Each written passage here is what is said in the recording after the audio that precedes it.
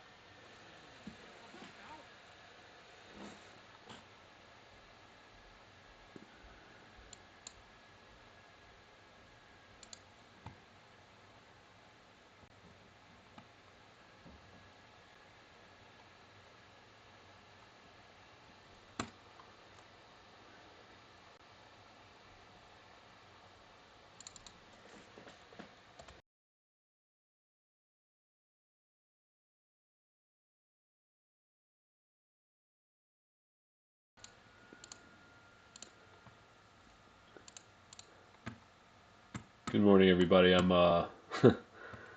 messing around with the settings. I'm trying to get this I'm trying to get the streaming to be faster, and it looks like the video is screwed up. I don't know. I can only see what I can see on my end, and I don't know if it's just me or if that's just how it is. Um, but somebody drop a note in. I think I've got it to where it's only like 2 seconds of lag right now. But again, I don't.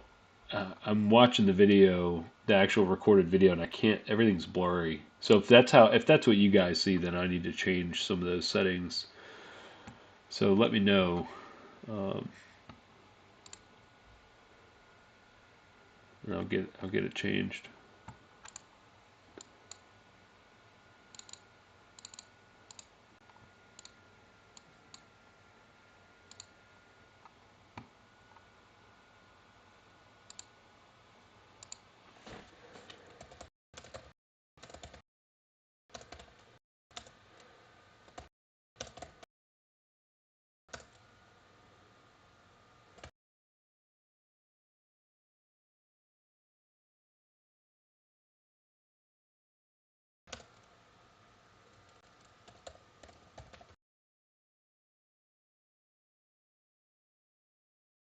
Okay, cool. All right, cool. So then it's for some reason it's just me. I don't know why, but mine is like when I look at the video, I can't see, like everything is just blurry. But if you guys can see it, cool, and it's only a 2 second delay, that's great.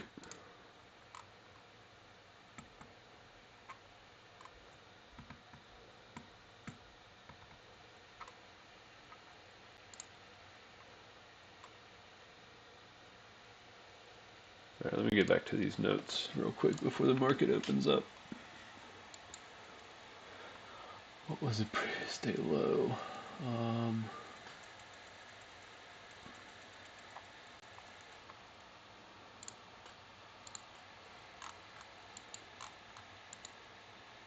that's right, 45.89.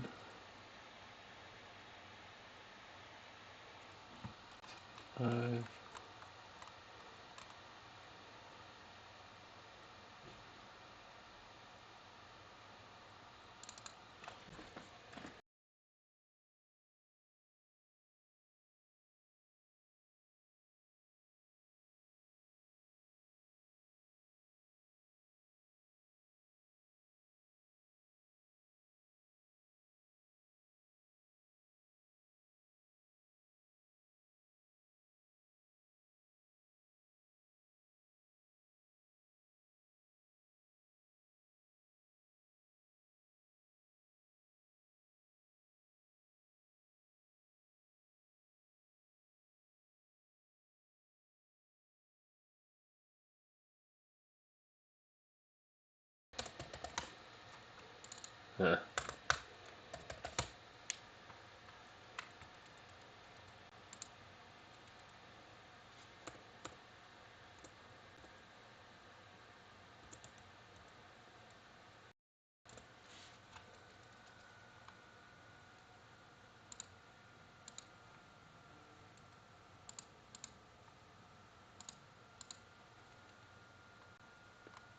Cool.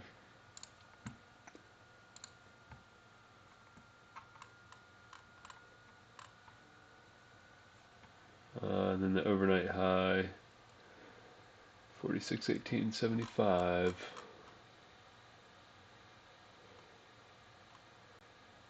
All right, so we've got a pretty broad range, 20 some points overnight. Um, OV.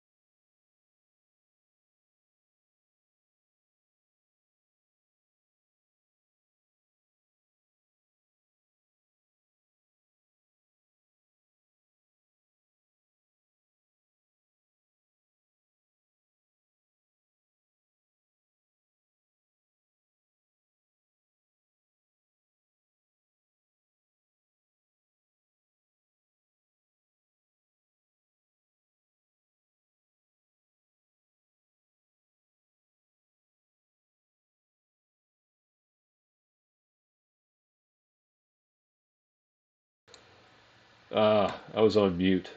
I'm sorry, guys. So, I was talking the whole time. I was messing around with the settings a little bit. Yeah, sorry.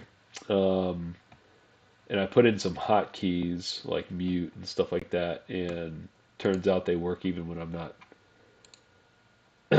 in the software that I'm using. So I've got to disable those. Yeah. Good morning. Video quality good. Good. Good. Good. Let me get rid of these hotkeys because every time I type something and hit space or enter, those are the. Well, I need to change the hotkeys because I hit space and enter a lot when I'm typing. I need to do a combination hotkey for mute. That was stupid. I don't know why I did that. Let's see. How do I change that? Anyways, we got a pretty broad overnight period, right? We've got support here. It looks like at 11. Um, kind of right where we're opening. Market point of control just moved up. We got the volume point of control here at 614. Very balanced overnight profile. Um, Honestly, wouldn't be surprised if we just started making our way higher out of here pretty quickly. But we'll see.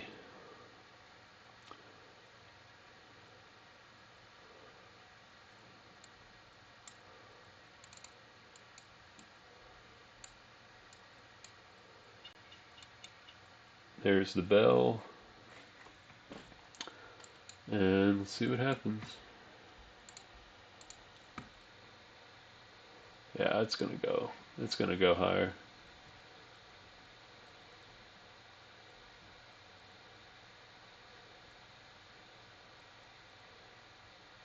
Yeah, 11 support.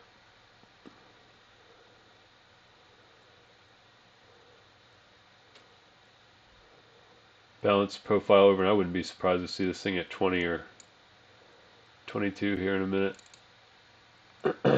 um, I'm not betting on that, but I wouldn't be surprised by it. I'm not making any trades this morning until probably the first 30 minutes is booked. See, I was wrong.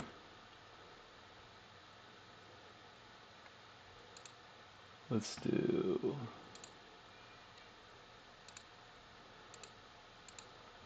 All right.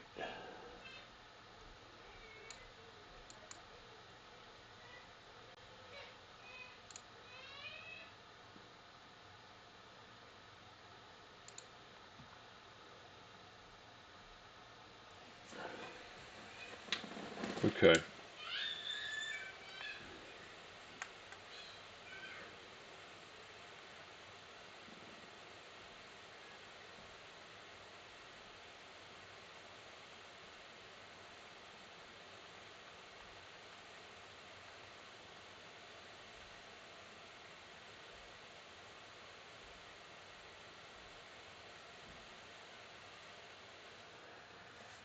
I am a little bit under the weather for some reason this morning, so I'm probably not going to be talking a whole lot.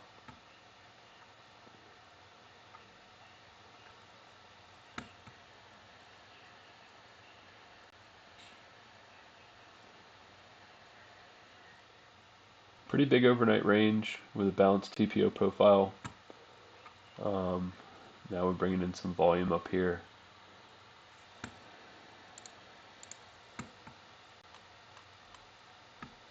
There's the open. Yeah, I wouldn't be surprised to see this thing up here.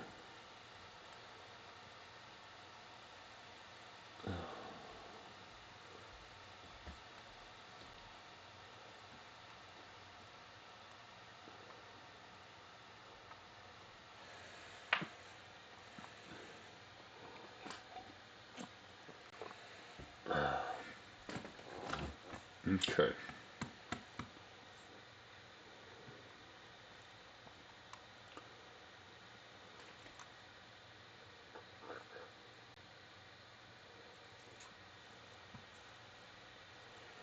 Good morning, everybody.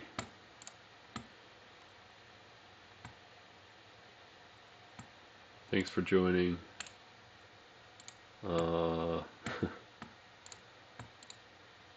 Pretty good overnight range. I did take some trades last night in Globex actually.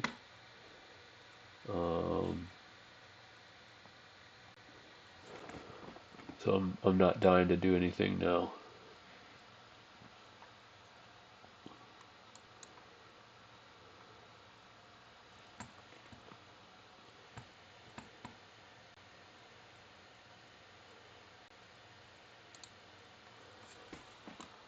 I'm just gonna let the market settle and then play probably like an opening range breakout or something like that.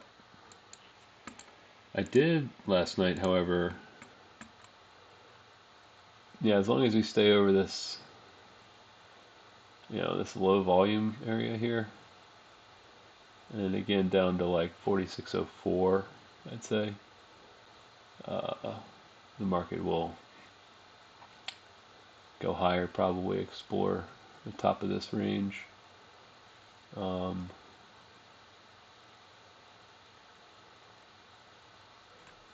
that's what I'm thinking right now, at least.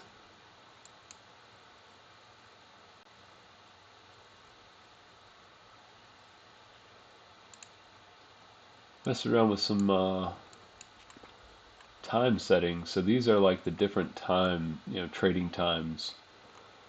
And I blocked, I actually found something and put in the trading times I wanted for the zones. And you got Asia. So this is closed. You've got Asia, EU, then USA, right? North America trading. So 3 trading zones. Pretty interesting to see the dynamic between the 3. Fairly consistently, they all have the kind of their own range breakouts. You know what I mean? It's almost like they switch directions. Like if the Asia markets are up, Euro's down. Not necessarily though. Look at this. So Asia up, Euro up, USA down. It's just an interesting dynamic to see it kind of blocked off like this. Pretty cool. But that was a fun little thing last night. I was doing well. I was trading. Each one has their own initial balance. So the initial balance for Asia is this box. Initial balance for Euro is this box. And you can play breakouts, right? And it's pretty cool. Breakout.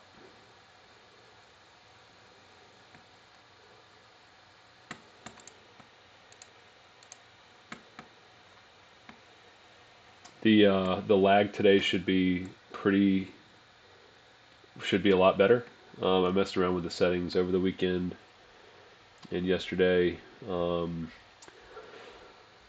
So you guys should be maybe 2 seconds behind, hopefully. Hopefully no more than that. 2 to 3, 3 at max. And I'm gonna try. I'm gonna mess around some more and see if I can get it faster. But 2 seconds might be the best I can do. We'll see.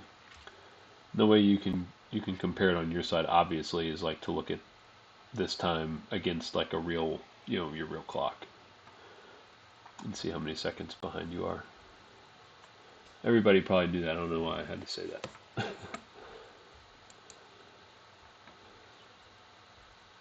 um, so right now we're just floating around the open.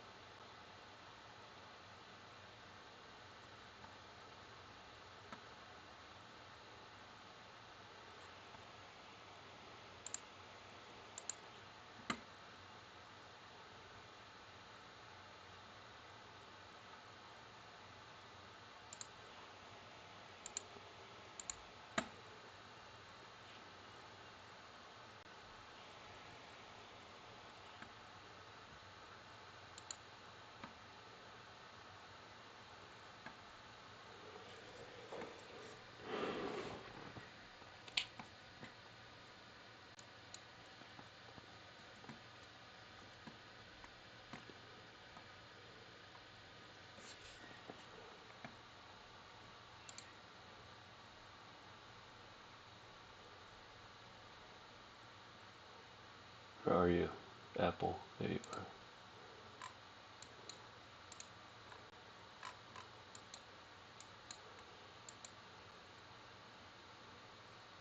Yeah, nice. Right back to the top of the range. Needs to get acceptance over 96.27-ish.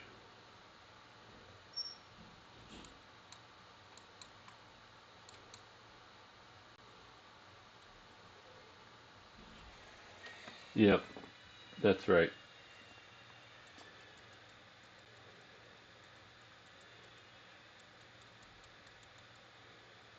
Here's previous day high.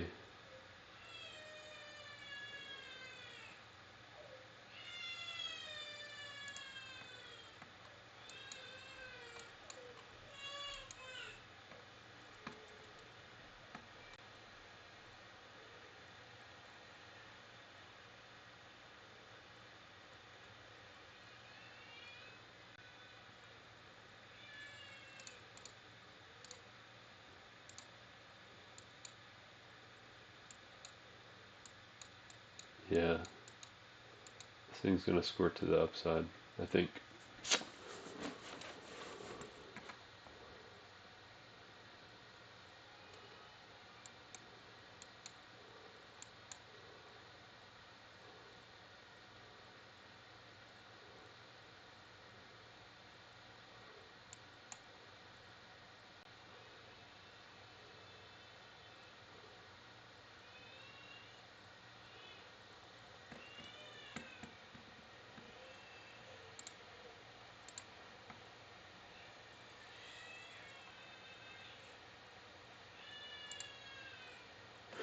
Anyways, I need to figure out how to turn these hotkeys off. So I stop muting myself on accident. How did I set them?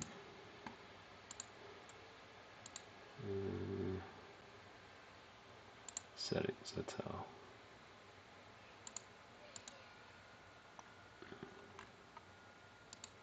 Hotkeys, found them. Alright, let me just put in a combination for mute. I'll do control backspace. Yeah, control space.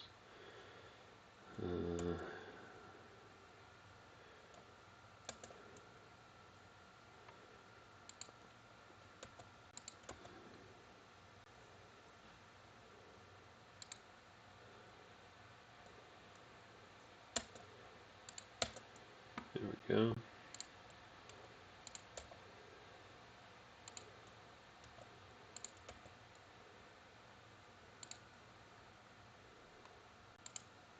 Alright, there we go.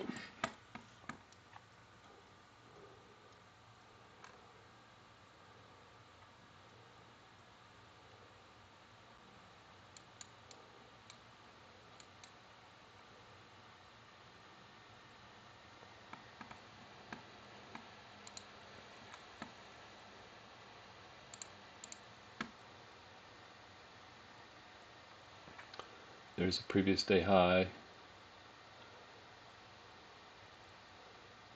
Just buyers.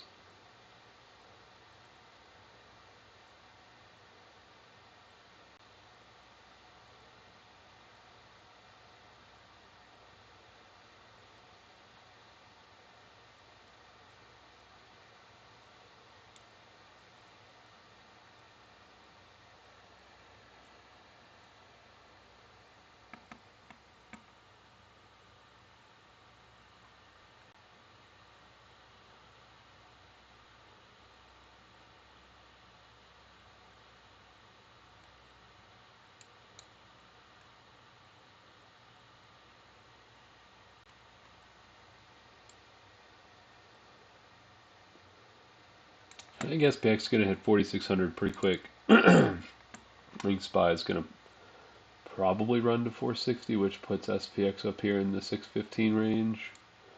Puts SPX right up here in the 35, 36 area, I think. Oh yeah, look at that. And that's Thursday's high. I think we'll be up there later today.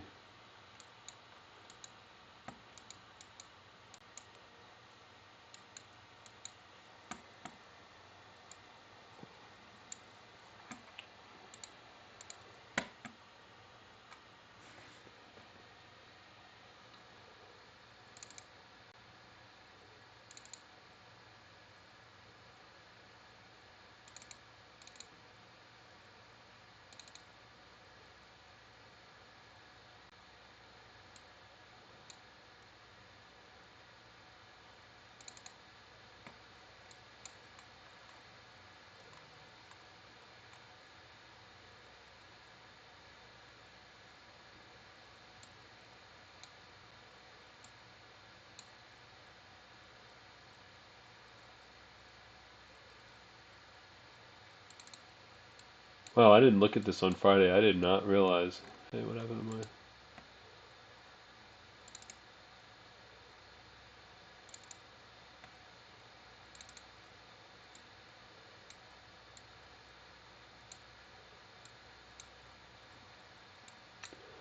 I didn't look at this on Friday. I didn't realize. I don't think. Well, I don't know. Did I? I don't remember. I don't think I looked at this on Friday. There's an overnight single print right here at 88.89. That's interesting. I didn't see that. We got our infamous single print at 24.25. Just a little bit left of that one. Should probably take that one out today, I imagine.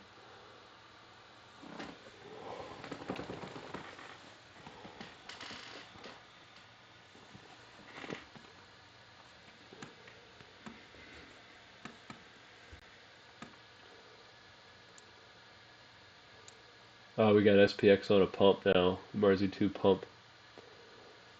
So I like this thing here. It's like the only momentum indicator I'll use. If this gets on a pump, and then you see SPY start to pump, and then you see ES start to pump, that means rotation is happening, and like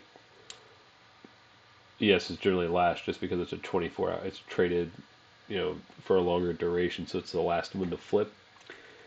Um, when SPX is in a pump, that's a really good sign that the market's going to go higher.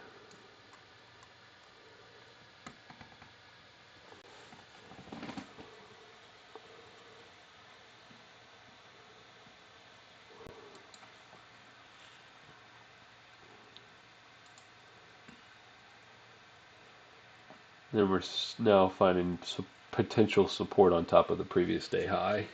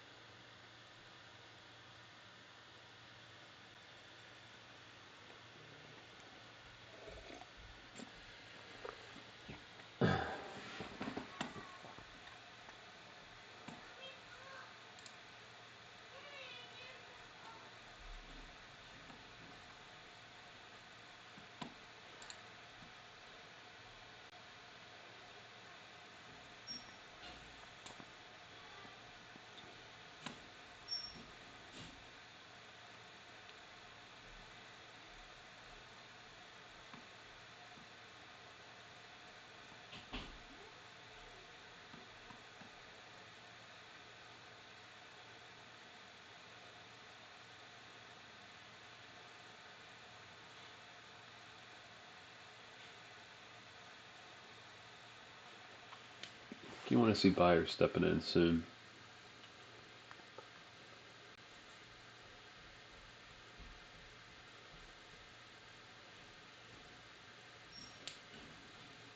There we go.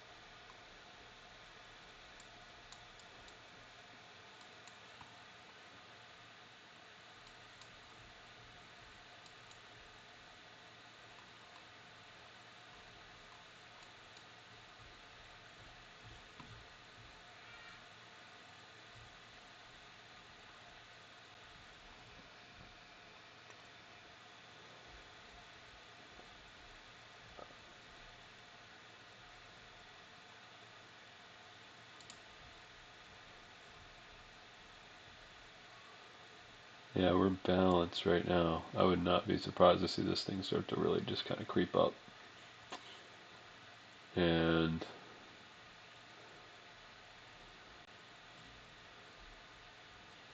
nine 46.1950. Yeah, I mean, just like the top of the range is where we are. Um, that's resistance right now. We're just in this little rotation right here. You can see in the current range, just a rotational range.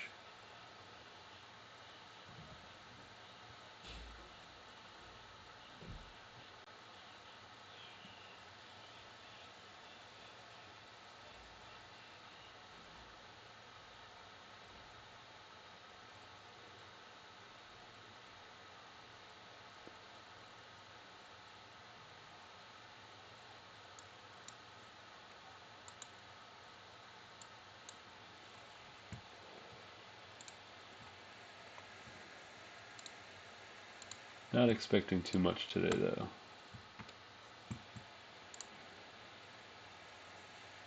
Say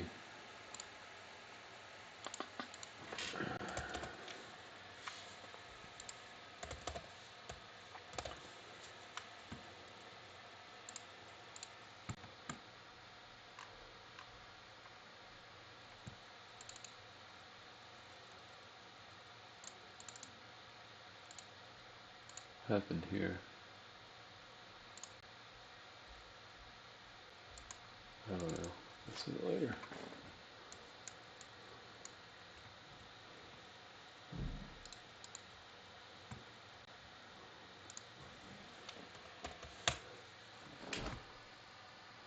VIX put to call ratio right now is 12%. That is bullish on volatility. So is VIX still kind of popping or what? Yeah, a little bit.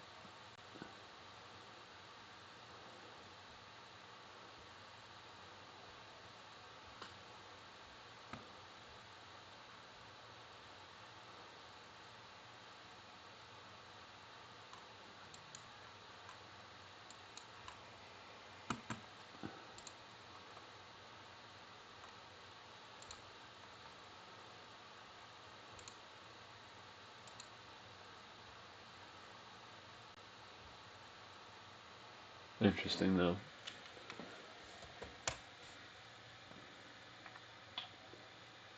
Applied volatility is like almost 14%.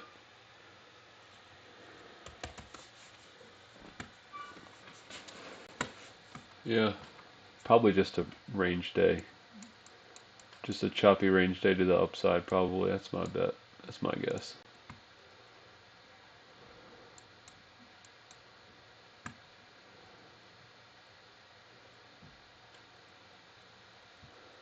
No volume. Let's see if volume creeps in. Yep, it did.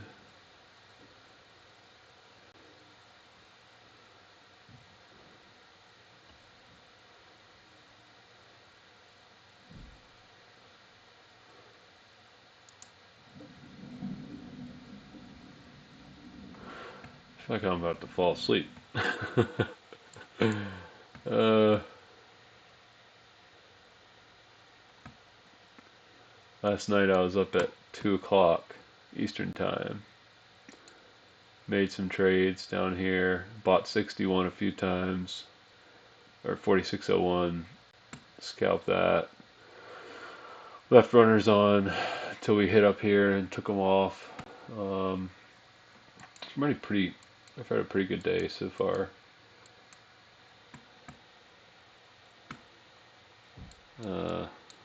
Not really.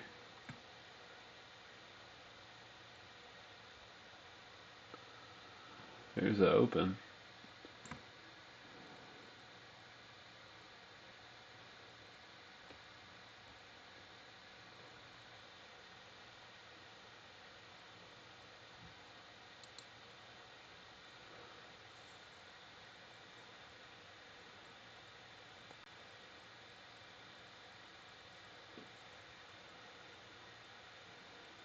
All right, here's the open at 10. So if we look at, this could be a decent opportunity.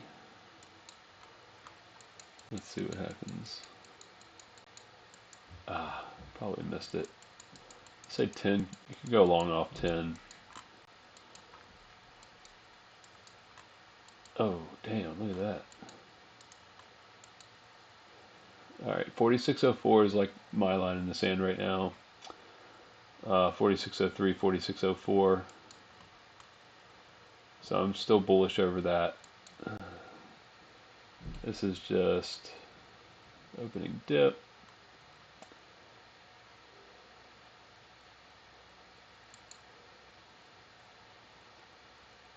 If we get under 4604, then I would look back for 97, 93. But again, I think it'll hold. Let's see, but yeah, volatility is popping a little bit. The VIX is popping a little bit. You know, it's possible we get a little retest of 4600 too. Sort of like a high volume area. If we get a test down here, I imagine we'll just stay in this range. I just don't see too much more downside today. Here's 4604. Let's see what this reversal. Let's see what this looks like, because this could be a good go long spot. Unless we're actually heading back down. And again, if ES breaks 4600, 4604, 4600, if we don't get a reversal in here, I imagine ES is going to head back down to the low 90s, down in this area. But let's see what happens in here.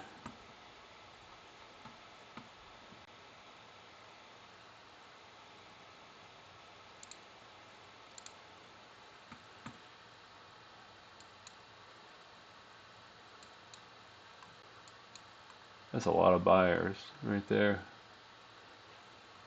Oh, that was all. Yeah, 957, 957, 957. 4605. Let's pull the Dom up. Oh, damn, look at that. All right, this is the bottom probably. This is probably, I mean, damn, that's a big buy delta there.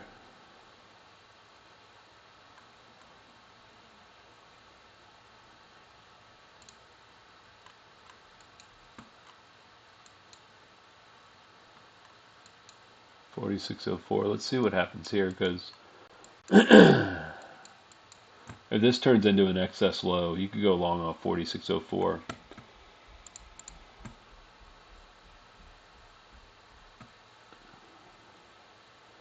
Well, this woke me up a little bit. Nice.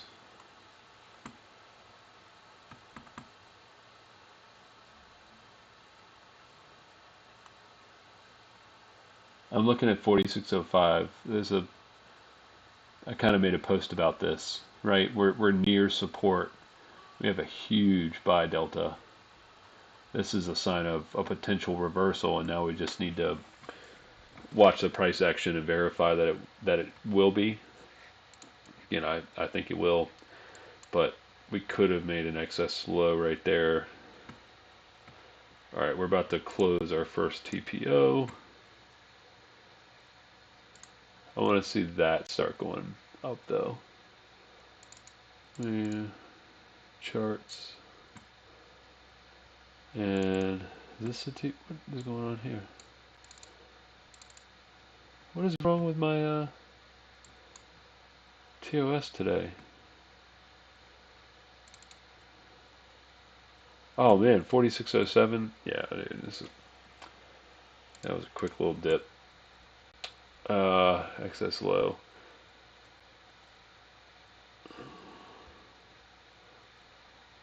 I still want to get the TPO up and out. I don't understand what's happening.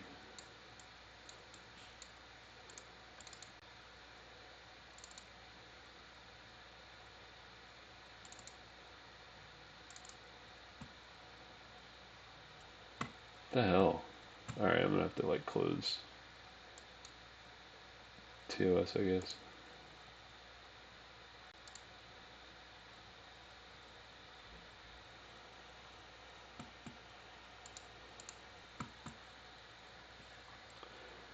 Yeah, let's see if this holds right here at 04. Because if it does, I think, let's pull a dom up. I think you can go long on this. I'm going to put one on at 46.0450. See if I get a fill.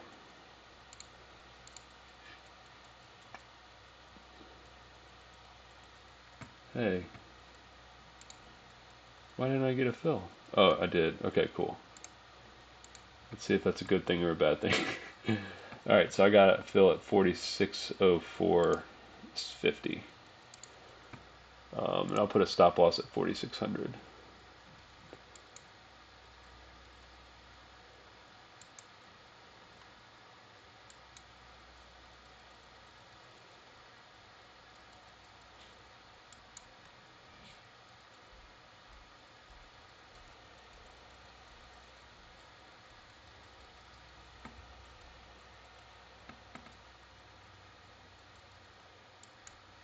Need to get over 4606 to 4607. Let's see what happens here. Does it get driven up?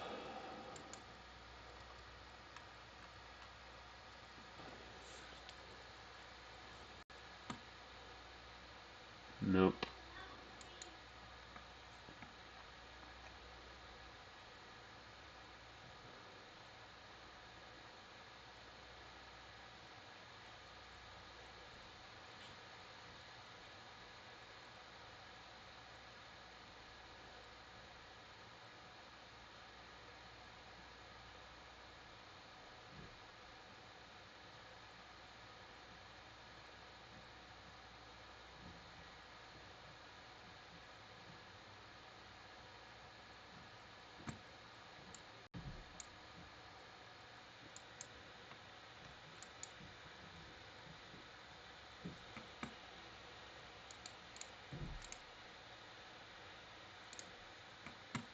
Yeah, we're above volatility trigger. Yeah, I think it's going to bounce from here. Yeah, I think this will be a good play. 4604. We'll see. We just have this big buy right here, 4605. We're just rotating around it. I don't know if y'all can hear, but I work over my garage, and we've got a drum kit in there that my 5-year-old plays, and he's learning how to play the drums today. So, let me pull the chat back up.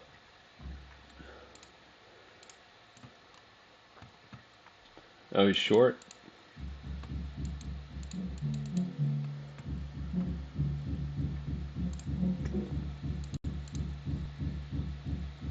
Rotational range is just literally just that. Rotation, meaning like between this low volume and this low volume.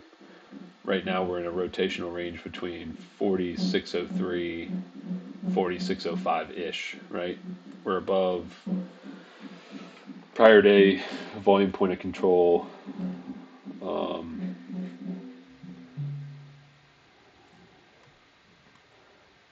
I mean, that's a big buyer right there. You can't. I mean, after the few examples I've seen, you can't really ignore that anymore, right? I can't. Um, and if we start to get some reversal indicators, so I went long at 460450. Right now I feel okay, but this is again the rotational range, and you can see it. It's a little bit more visual here. Rotational range here to there before, right? That was sort of the rotation. You can follow it on the volume chart, but yeah, looks like it's going to be a good play.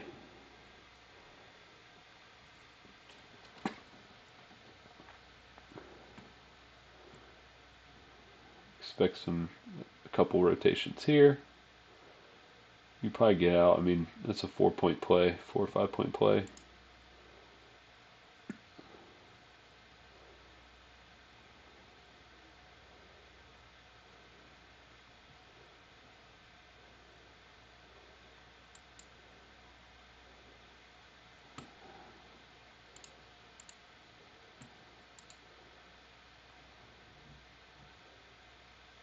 See the seller stepping in.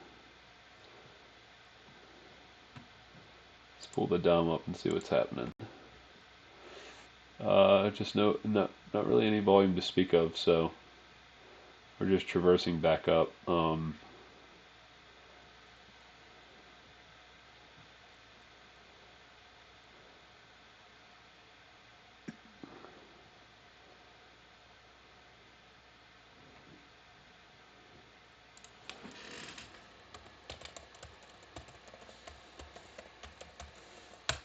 I said I wasn't going to play anything for the first like 30 minutes or so. I guess we're after the first 30 minutes, but you just can't. I cannot ignore that buy delta anymore after some of the previous plays that I was reviewing this past weekend. Can't do it.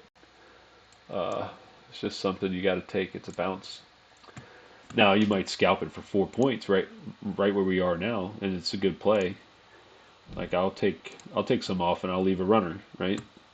So I played 5 contracts on that. Now we're up 4.75, right? 5 point play. I'm okay with that.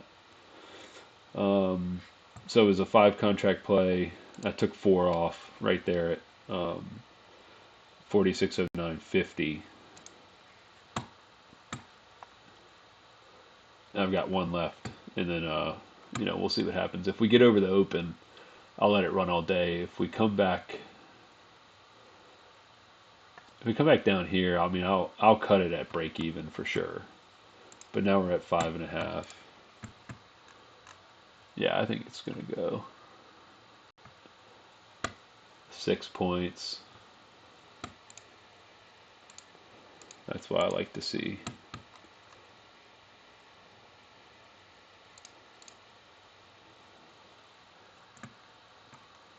Got to get over this 4611 area. That's the open. Right, that's our high volume node. We got some buy delta in here, so feeling okay right now. Haven't seen any sellers really step in except for down here, which is fine. So,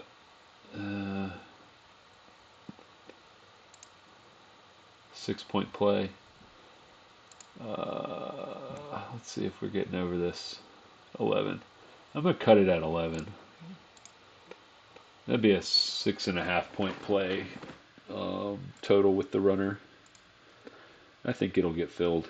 So I've got a limit sell just sitting at 4611 now for the last contract. Oh, I didn't get a fill on that little run up. Come on, man. Should fill. Here it goes. Fill it. Fill. It didn't fill me. Should be alright though. Yeah, see we're hitting this resistance right here. Or the VWAP. I didn't it's okay. Just let it come up. Come on. Come on.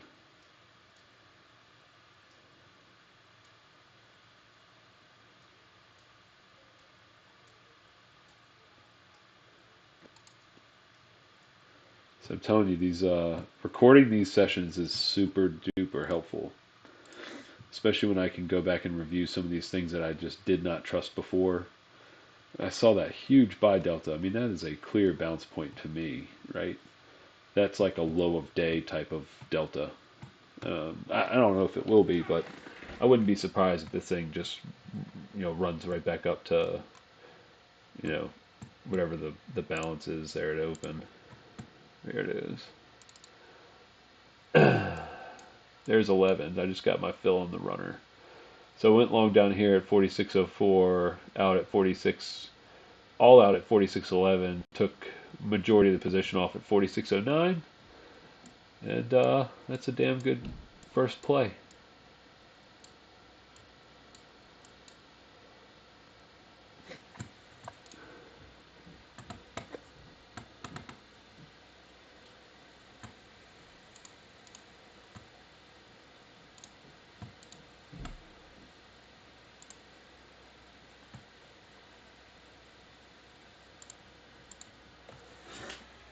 Does the latency seem or lag seem better today for you guys? Hopefully the plays are coming through like quicker, more quickly. But I wasn't expecting to really trade much, but that was a really good dip to buy.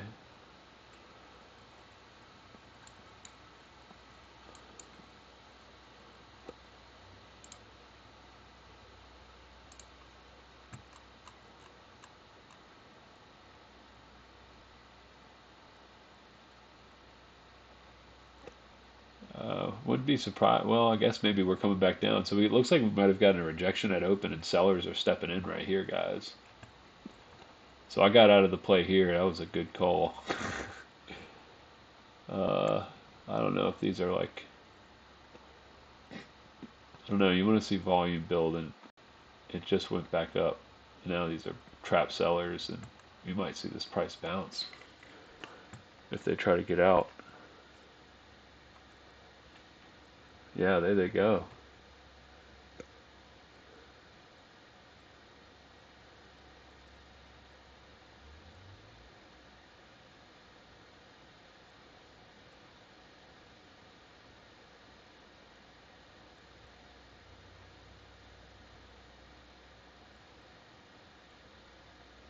Interesting. Little area at 46.10.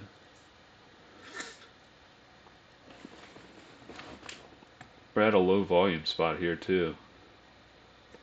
So some sellers that are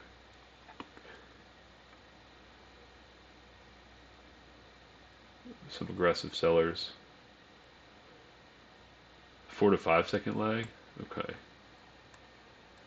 Dang, that's still way more than I thought.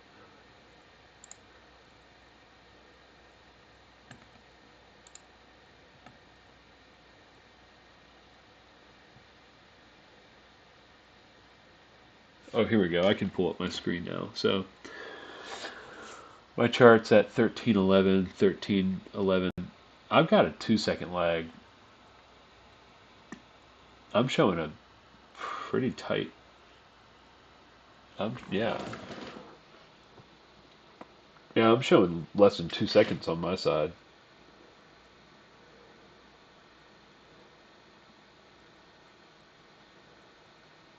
No, I'm at 2.5 seconds.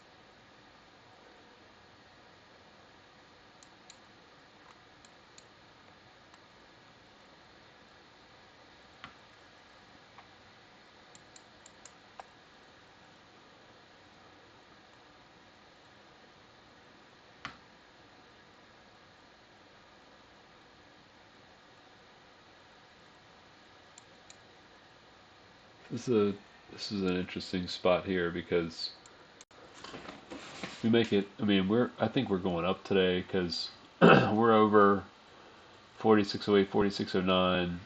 Currently, kind of line in the sand here is 4604 on the previous balance range that ES is trying to leave now. It looks like a breakout. This looks like a retest and a rejection. I mean, I don't know, maybe not, but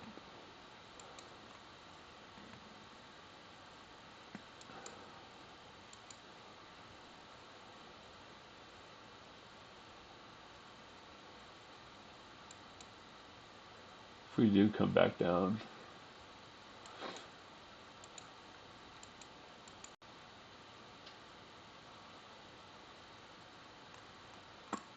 Yeah, I don't know.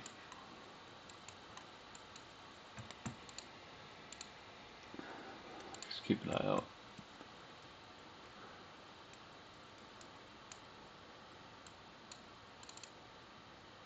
Oh, see, what is that?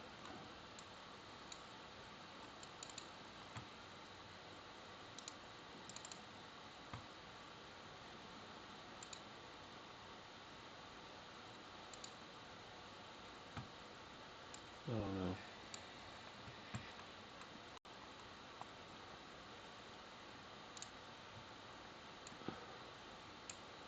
Oh yeah, some good buy delta right there too.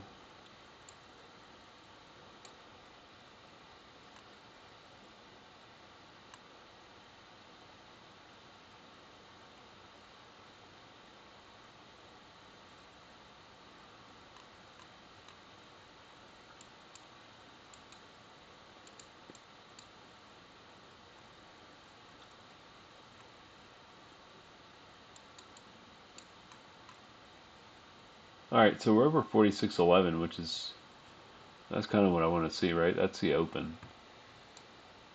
Um,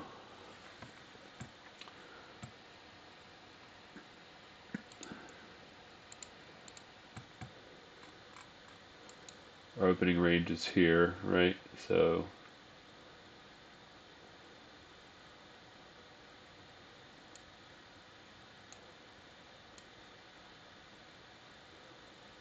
that's a 30-minute opening range.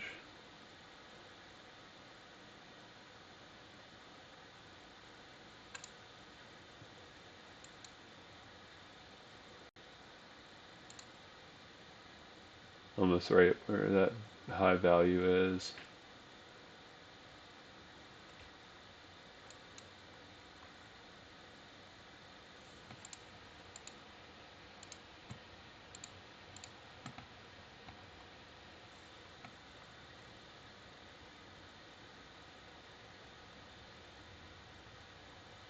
Yeah, I think it's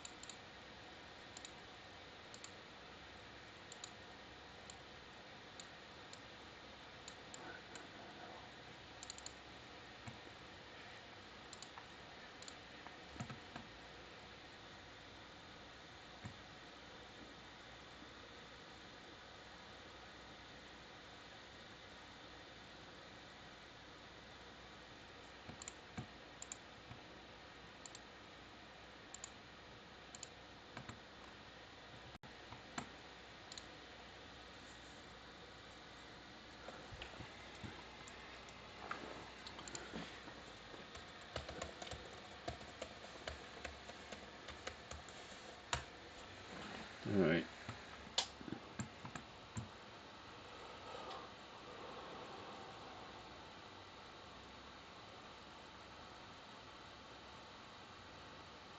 Yeah, under 46.08, I think price goes back down. We saw that big buyer down there at 46.05. That was a really big buyer.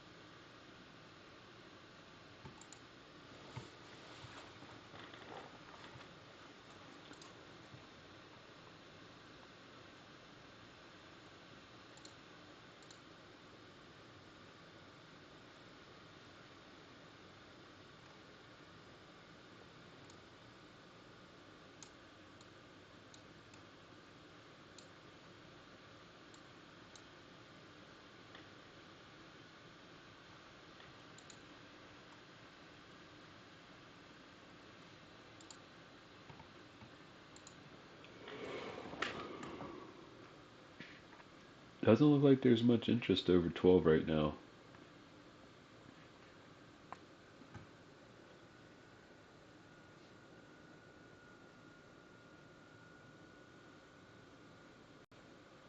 Pretty nice taper.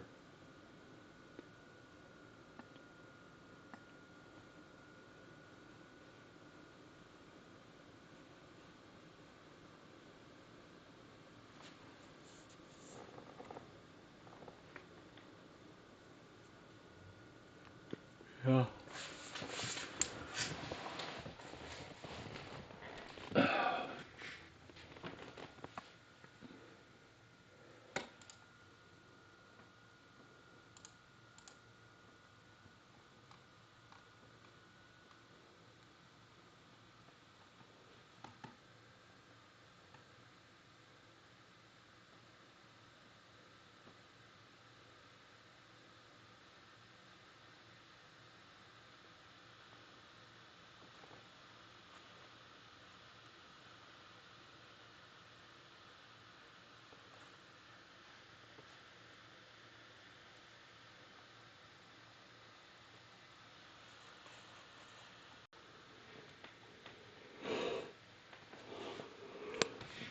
I'm watching this area pretty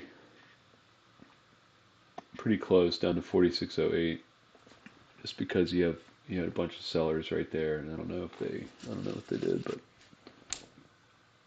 that area was sold pretty aggressively before. No, it's just for okay. I think it's going to go back up.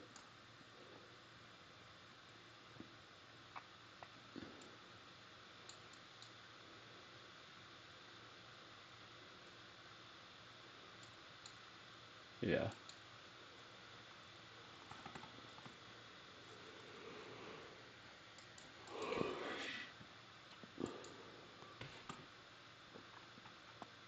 Now it looks like there's some interest over 12, maybe. Yeah.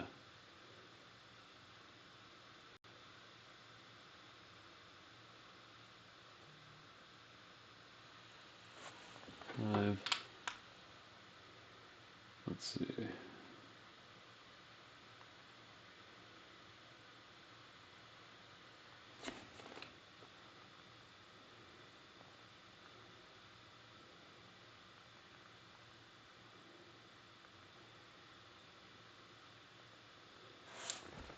And we're back over the open price.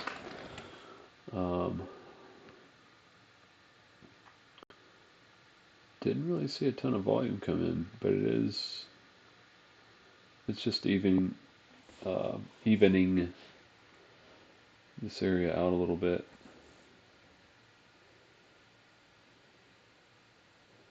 Yeah, it kind of looks like an excess low with some trap sellers down here. And then this is getting work at the top of this range, so I think it just creeps up.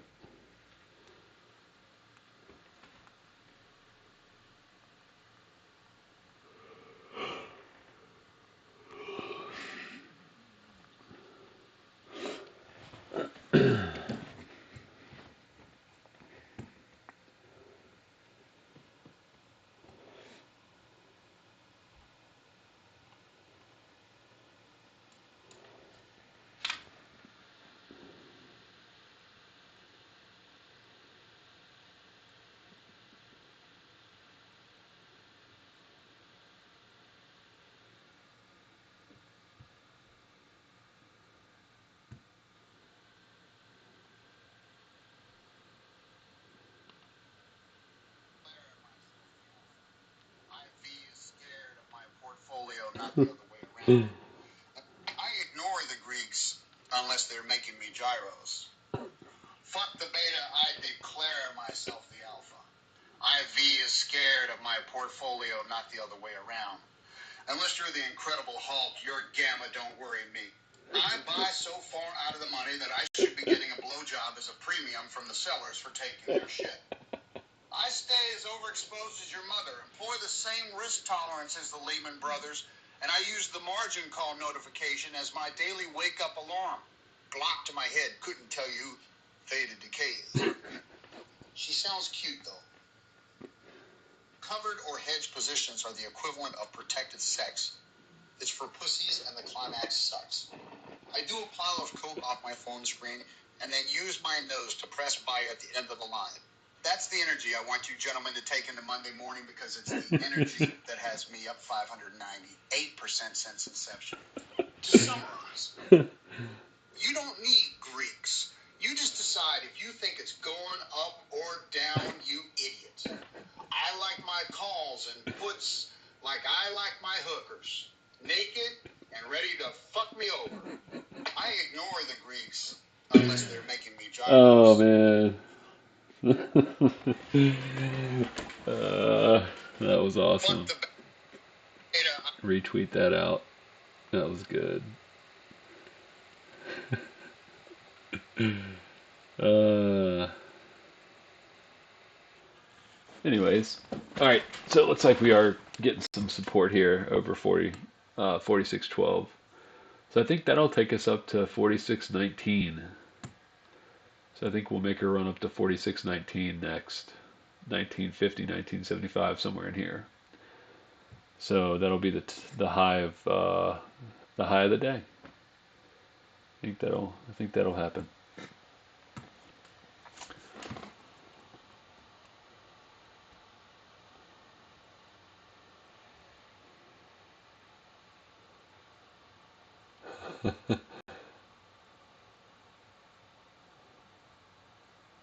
Those videos are the best. Uh, rather be poor and happy or rich and unhappy. Um,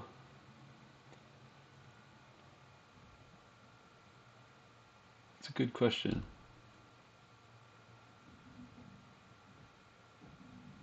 I mean, I would rather be rich and happy. um, Probably poor and happy. I grew up without a lot of money.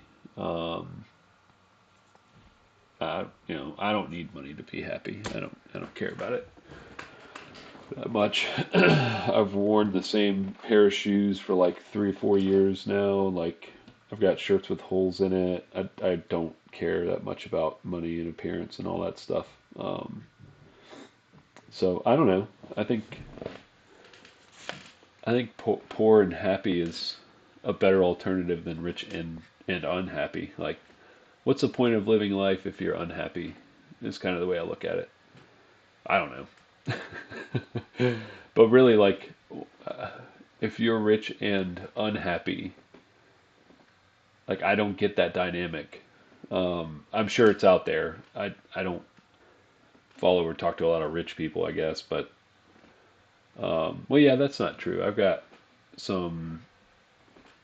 I mean, I guess it's what you can. What do you consider rich, right? I don't know. I don't know what rich is considered, but uh, yeah, I do know some folks that are pretty wealthy and not very happy due to like personal things and I don't know. It's a good question though. All right, so we're heading on up. Third period just started. I wonder. Let's look at this on our. Okay, so we're at the high, right? Almost at the high volume area here. This is right below the previous day high.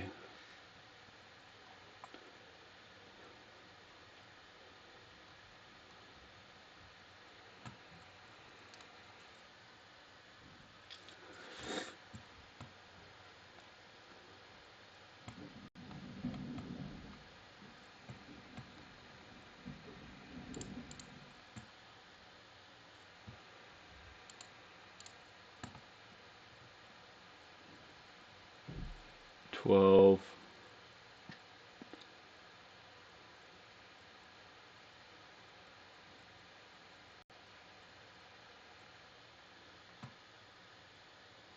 12 is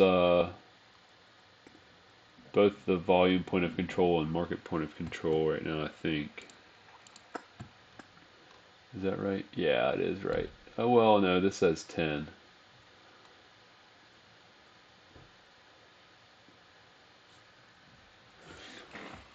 I think you buy dips over '08.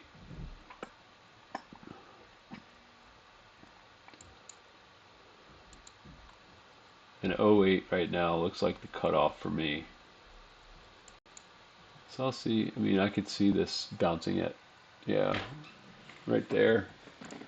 Hold on 1 second.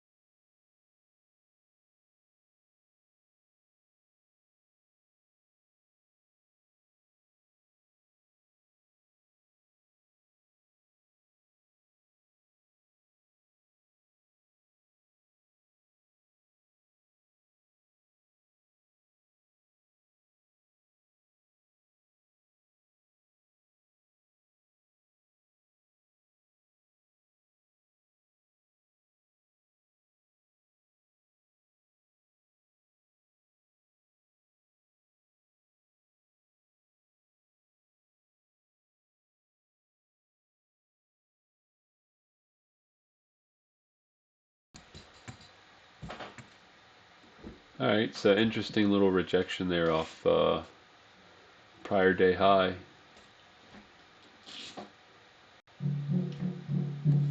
On the TPO, it's got a good looking high. If this holds, you can short, you know, 16, 15, 15, 14, 15 if it ever gets back up there.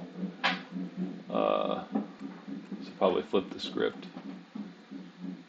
Looks like there's an excess high. And unless we're over, again, 15, 16, it brings into play 4604. So just a choppy day. Yeah, I think it's going to go. Let's watch '08 though.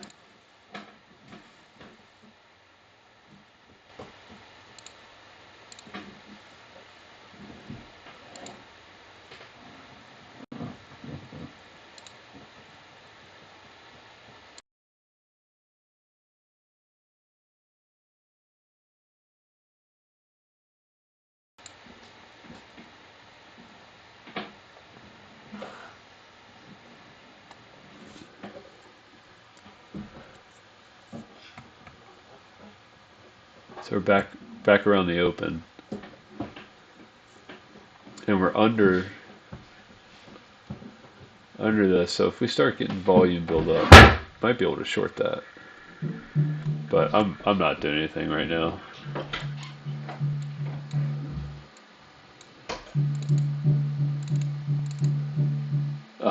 Keep doing that with the TPO.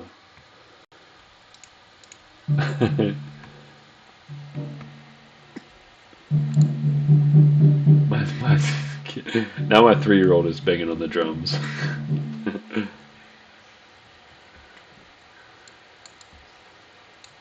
And that's in the garage, like underneath me. It's so loud.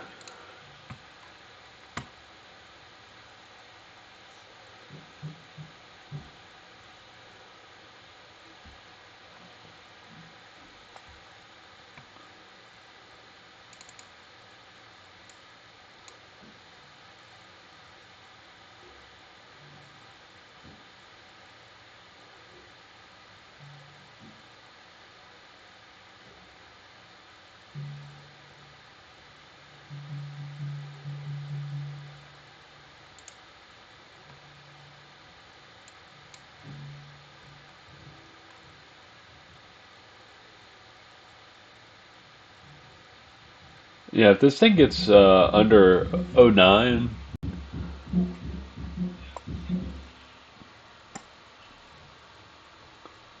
I could see it going 97.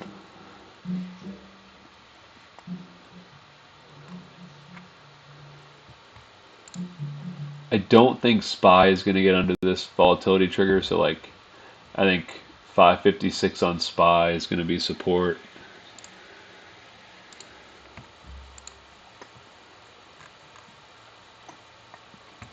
Yeah, so that's primarily what I'm watching for. So like for me, again, this is like by the dip kind of territory. But let's see what our delta's saying. A lot of sellers though.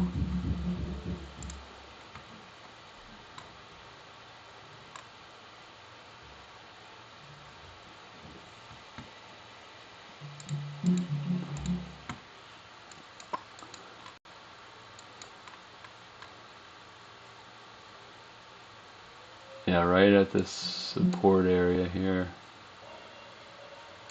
10. Make it long 11.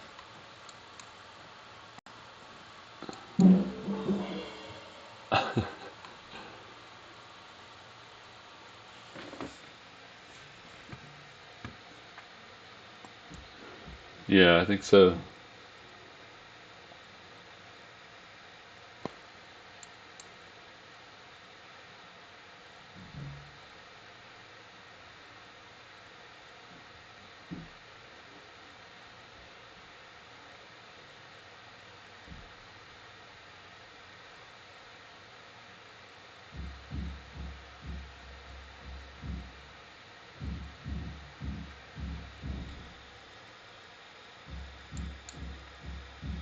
See what happens here.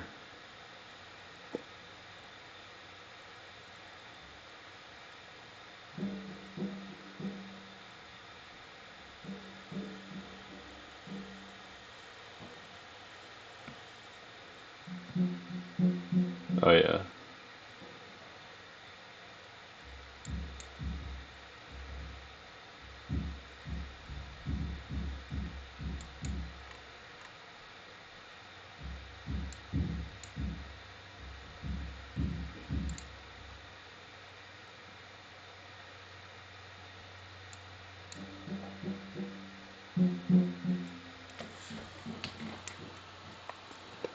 Looks like we're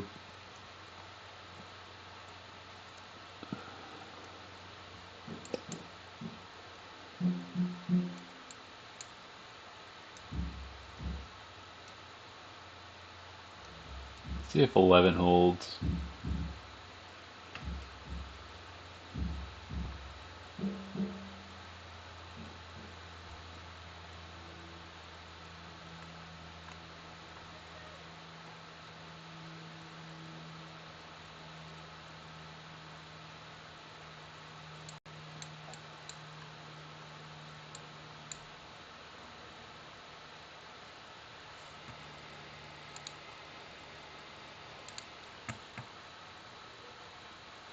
And there's an excess high on the TPO.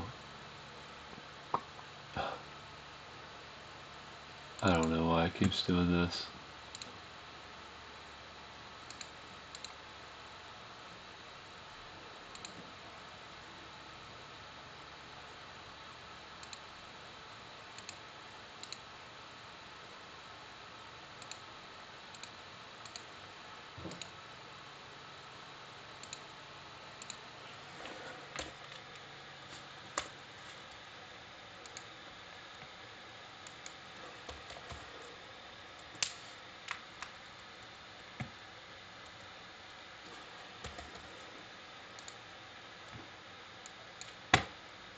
I don't know, I'm having trouble with TOS today.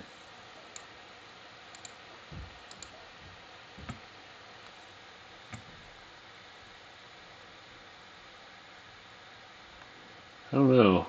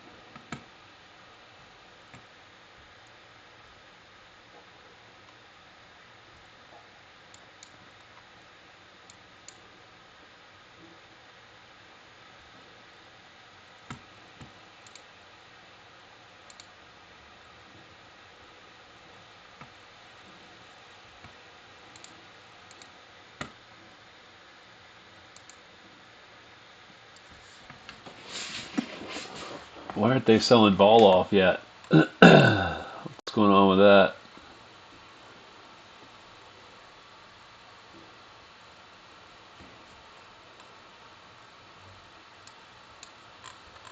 Last day of the month.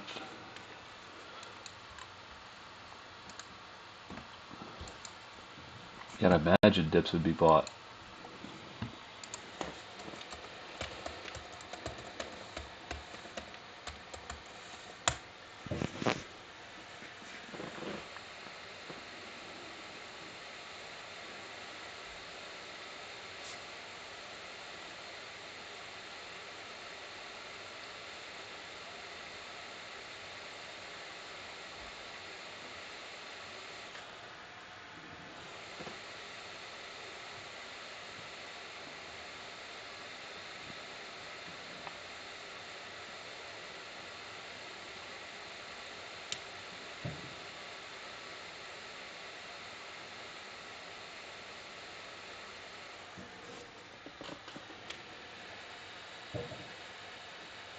Did you guys see Twitter finally changed, I guess, their iOS app branding? So now it's all X. I'm not used to it. I'm never going to get used to that. Well, eventually I will, but man. Real, I don't know. I don't, X.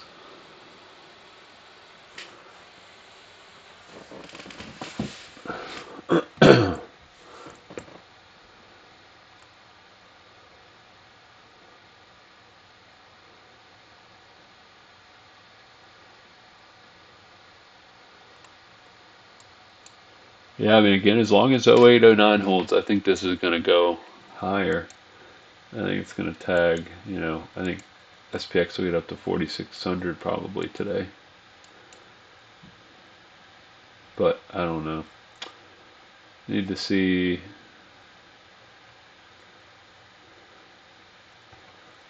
$46.09 hold. Here we go. We need to see, yeah. So in order for, I want to see 15 break.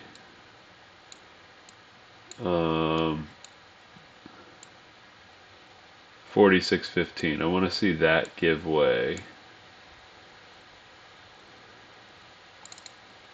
Oh man, I keep doing that.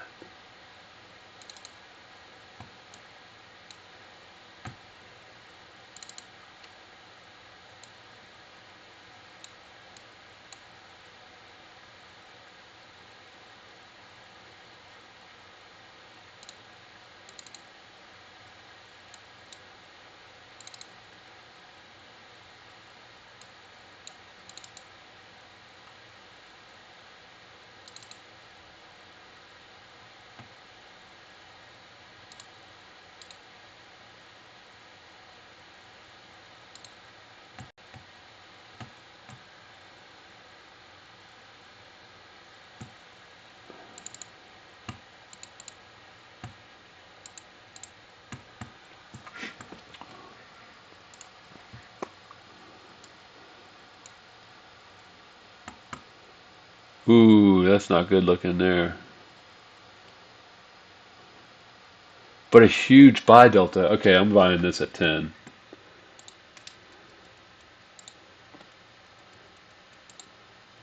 Yeah, I'm gonna buy this at 10. I just got filled on a couple contracts at 10. Do you see this buy delta here at 10? That's exactly what we saw at 46.04, the low of the day so far. So, I mean, if it gets railroaded, fine. I'll stop out a couple points. I've already got, uh, you know, a bunch. I've already got like 20 some points on the day, so um, I'm okay taking a tight stop here. My stop loss would be 46.09, but I'm long at 46.10. Again, these are just opportunities you can't pass up, in my opinion. Not after some of these examples I saw over the weekend. Same setup we had earlier today, too, at 46.04. And that might be the absorption you're looking for. We just need to maintain that. Again, I think right now the target's the high of the day to the overnight high. As long as we're over the open.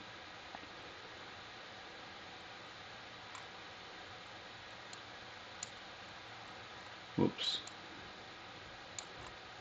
But man, you can scalp this all freaking day and make tons of money just taking 2-3 points off something like this.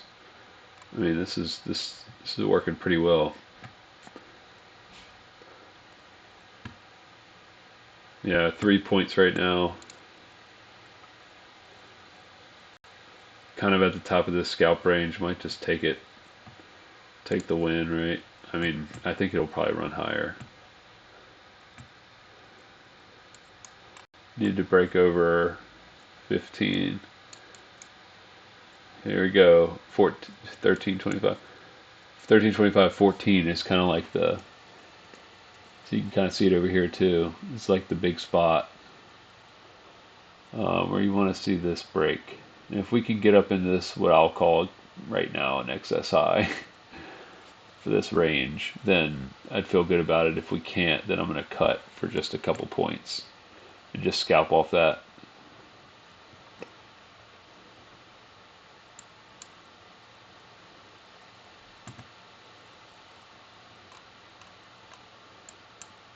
Let's pull the dom up just so I get a closer look at what's happening.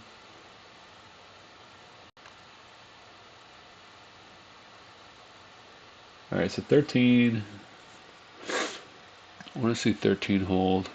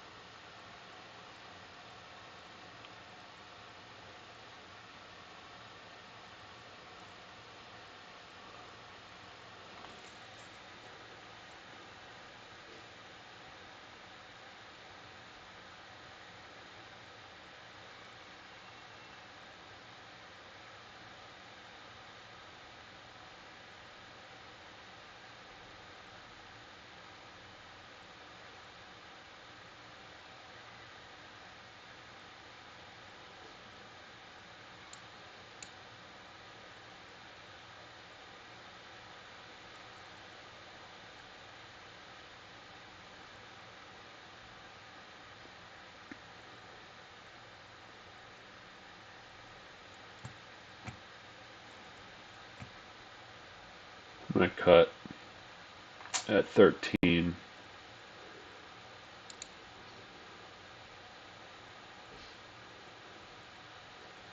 I mean, that was a 3 point play. I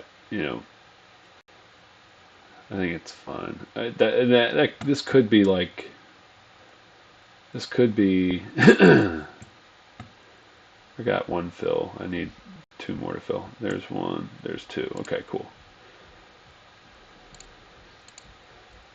I just took a 3 point scalp on that one. So I saw this, bought where this guy is. Now like if this holds, it's fine.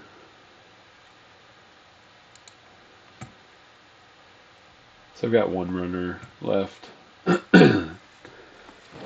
And as long as 12,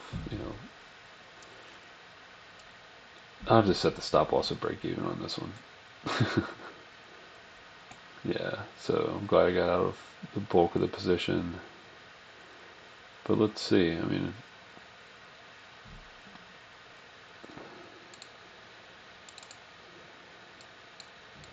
but yeah, that's right there at 13, 14, right? 14, that's the excess high I was talking about, where you can try to short that. Again, it's not necessarily what I want to do because I see this.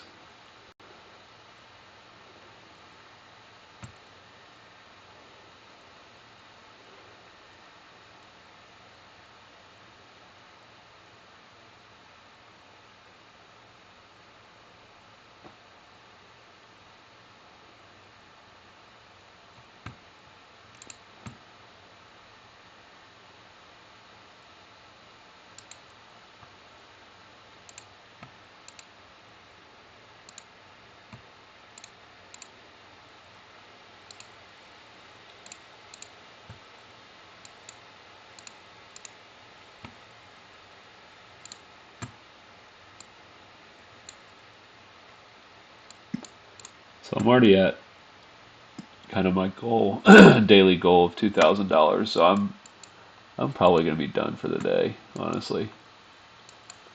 Seems like super choppy.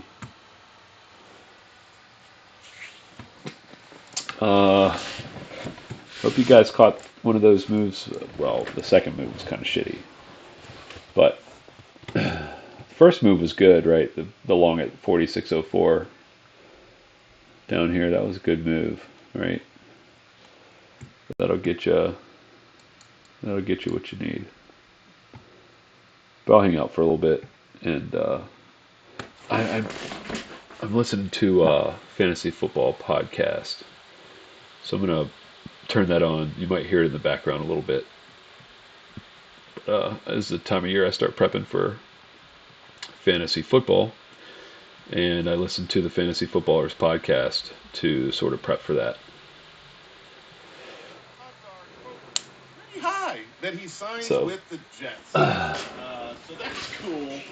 Your fantasy football draft is just if a it's few weeks away, and you've got to try not start to getting make it ready. too loud. The Ultimate Draft Kit is the I've got it on the perfect external tool to speakers. help you do that. Our full player projections, tons So of if it's resources, annoying, I tons of cool apologize. breakouts, value sleepers, and this thing is getting Drop a bigger note if it the gets too moment annoying, and I news can switch happens. it. Head there right now, ultimatedraftkit.com.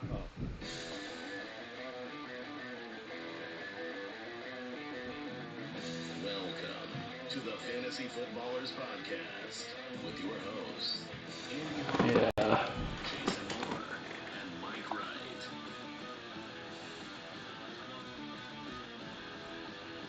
You want the? Oh, y'all want the podcast up? Okay. That's funny. Okay.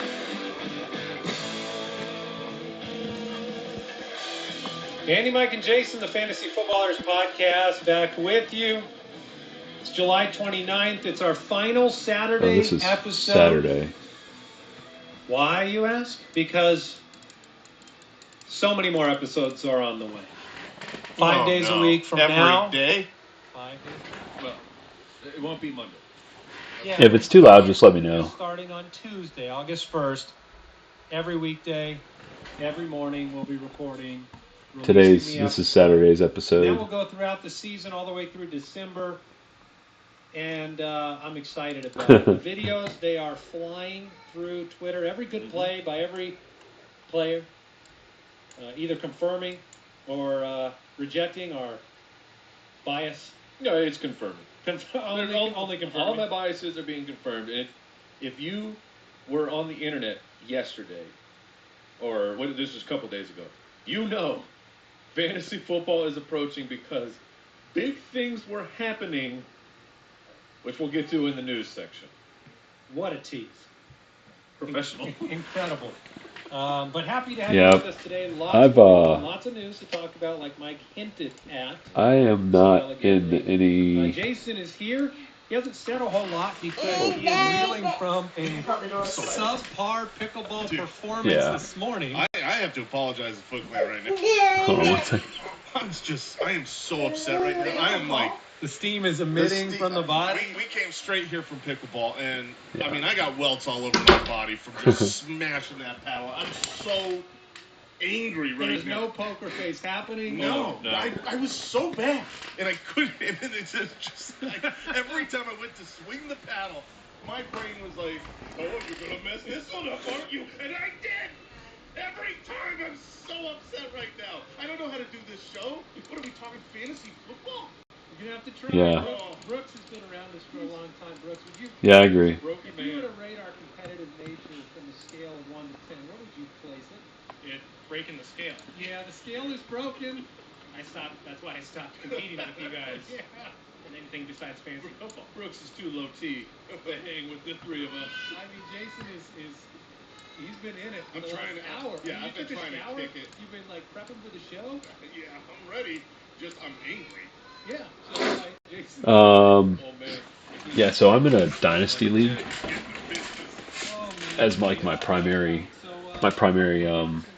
fantasy football league.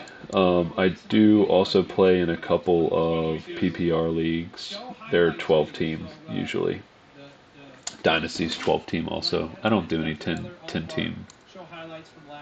Teams are too stacked with 10 teams in my opinion. There's not enough competition. Or maybe there's too much competition. I don't know how you look at that. I mean, there were occasional moments where I thought Drafts are more important in a 12 team than in a 10 team. in hindsight. That's just my experience. But looking back, But yeah, we 13, reflect on life. 14, 15 right now is the area that needs to bust, right? Arthur Smith and Arthur Smith current Arthur Smith, which unfortunately reminds a lot of people of Jim Tomsula, if you remember that. Oh yeah. No. So mustaches and head coaching jobs haven't necessarily. Well, Bill Cowher had one, right? Bill Cowher was a mustache Yeah, man. I think that was back when mustaches were just normal. Right. Yeah. You know, we're not at a single print. We're not at anything that, We're not misremembering. you know, is He has. It looks like he's a goatee man. So that's +1. other than the excess high. You know, the high is intact, so like you can always short 14. Other things to mention Um, over at the FF Ballers, if you want to follow us over there. I would just scalp though. Right? It's still It's Twitter. X. It's still Twitter.com, but it's providing you the service of X, the social media platform. Oh, they're talking about Twitter. It's also where we tweet. It's where I Z. No, X. That was confirmed. No. Yes. I think that's what Musk said. He said it's called X's. Yeah, I mean, all right. Quick question of the day. It's a super flex question. We have had inquiries around the super flex. Fixed put to call ratio is increasing, so I expect Someone wrote in. They said volatility to start declining probably, but it's not declining too much though. It's 27% instead of the 13% it was earlier today. We just did Starfish Bowl, which is a super flex, and there's other nuance and strangeness to the scoring, but Mike can roll through some of that. For me, I want one of the great quarterbacks. And when I say great, I don't just mean the top three. This feels heavy though. Mahomes, Hurts, Allen, Lamar Jackson, Joe Burrow, Justin Herbert, Justin Fields. Those guys, I really want one of them. So if I'm at the top of the first round, if I'm in the middle of the first round, I'm probably grabbing one of them. And then I will grab basically whoever I think. I want to see what happens down here at 10. Like, does that order keep getting bigger? So I love Geno Smith. Or does it not even make it? Here's the open. There's no volume right here at 11:25. So like, realistically, that could be it. Yeah. Well, there's a seller right here at 12:50. I would load up. I would just go a little bit later quarterback and load up on the talented running backs. I wonder if it's this guy. Mike, do you have anything you want to add? So I pulled up our Scotty Fishbowl draft results, and it was essentially by the end of the third round, you had like the bulk of the early quarterbacks gone. If you made it into the fourth, like Jared Goff, Russell Wilson, and then there's just some stragglers. So I'm a Denver Broncos fan. The rookies, Bryce Young, And C.J. Stroud, Brock Purdy, Russell Wilson is so disappointing. His ADP will certainly go As a Denver Broncos fan, so disappointing. You're going to want to exit at least the fourth with one quarterback, because if you don't have one by then, I think you're going to find yourself in trouble by the end of the draft. Yes, Ryan Tannehill, Jimmy Garoppolo, whoever the Nice. Washington quarterback happens to be, they're going to be available really late, so maybe you can scoop up. I know, man. It was a bad trade in my opinion. You're going to want to have three for sure. But I'm only saying that in hindsight, right? I will say when they first drafted Russell Wilson, I was somewhat excited. But at the same time, like, But that's about the timing. his last few games at Seattle were awful. And we are paying attention to you, Superflex freaks out there. Oh yeah, freaks and geeks. Yeah, that's a seller at There are $12.50. recent Superflex articles up on the website, fantasyfootballers.com, including Superflex rankings and the strategy behind them. We've added 2 quarterback Superflex rankings to the Ultimate Draft Kit. And there's another article, the candidate Yeah, I agree. strategy. If you want to dig Yeah, I'm excited about Sean Payton. Area, which is what Brooks always wants to do. And if you play 2 quarterbacks, I suggest you go read those articles, because I'm going to look. I'm going to look and see who's reading those articles, and if no one shows up, I'm pulling the plug. Oh, really? I'm pulling the plug. I can see the just the 2 people are leaving after I started playing this fantasy football podcast.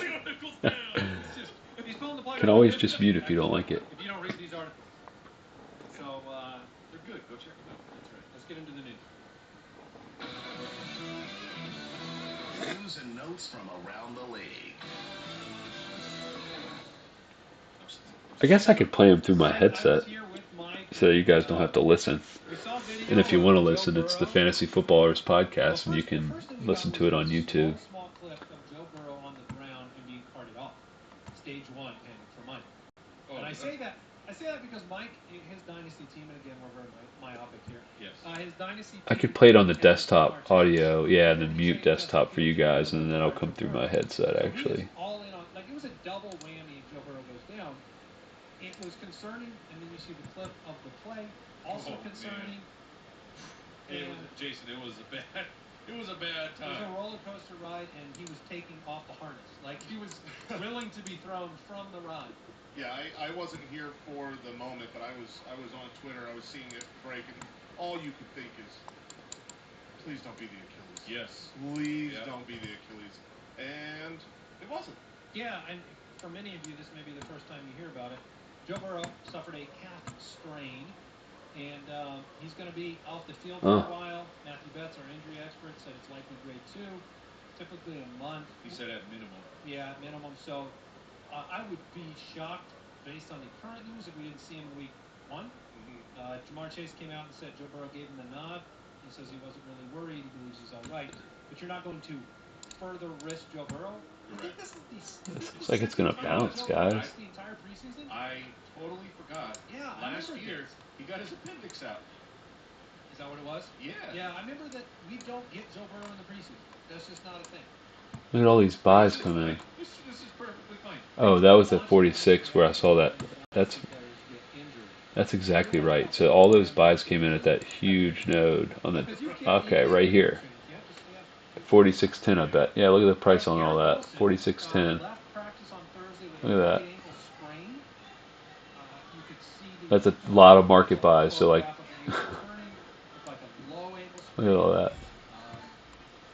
Mild to moderate severity looks like a good. Yeah, he'll be out for a couple weeks, but we're 6 weeks away from week 1, so he'll be fine. And I want to shout out a name for Dynasty, deeper leagues. Here we go. Wide receiver for the New York Jets. Breaking out. Free agent. They paid him like a 5th rounder. Need to get over 15, I think, for that excess high. As he has stepped up with the absence of Corey Davis, right? and Garrett Wilson now. Yeah, 15.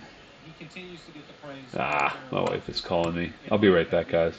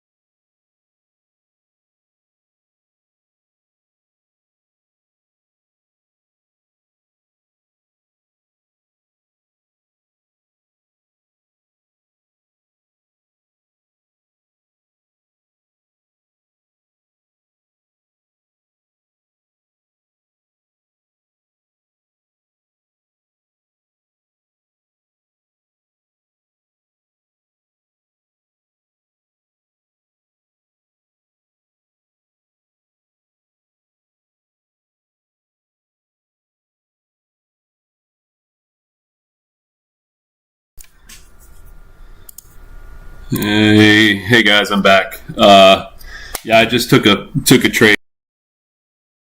I got to fill at 46.10 again. And I'll probably hold on to this one a little bit longer, as long as we don't break 46.08. 46.08 again is like a tight area for me, so I'm in.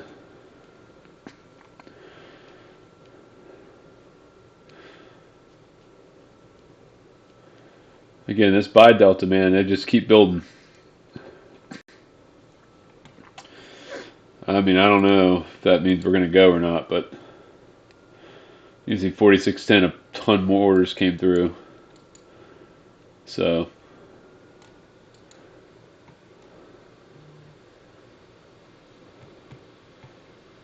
46.08-ish is the stop loss.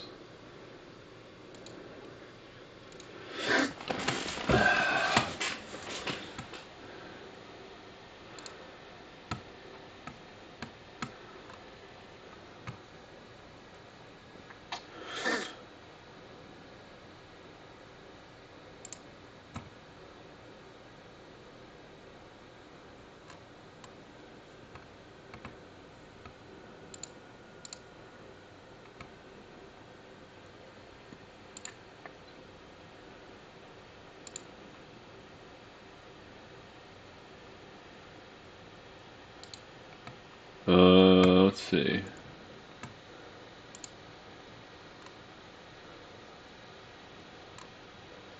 I mean, SPX looks like it's flagging a little bit. Yeah, it could fail to the downside, but 46.10 seems. I mean, look at this area here. Like, this is pretty good looking. Like, this is. If it does make a move through here, it's going to move quick to the upside. And yeah, good call out on 11:30. Good call out on 11:30.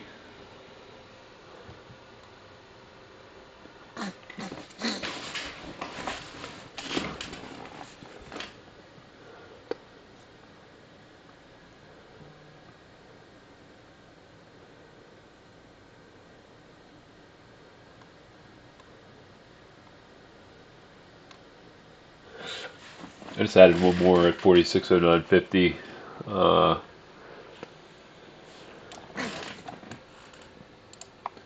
I'm only in a total of 3 contracts on this one. I'm playing small for the rest of the day because I've already gotten right around 30 points.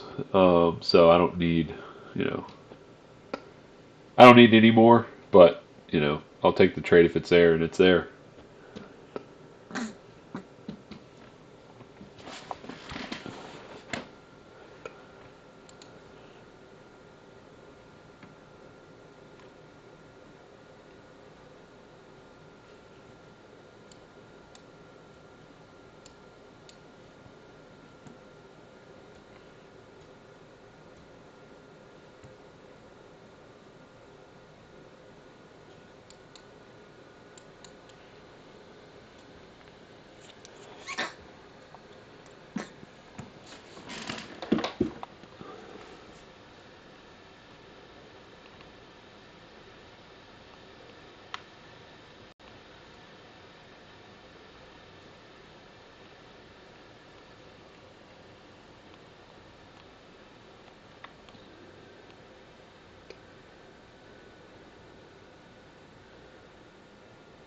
Want to see it get back over 11, probably 12 though. So once ES is back over 12, that'll confirm that I think the move is higher. If 12 becomes resistance, then I would start to worry a little bit uh, about the move down,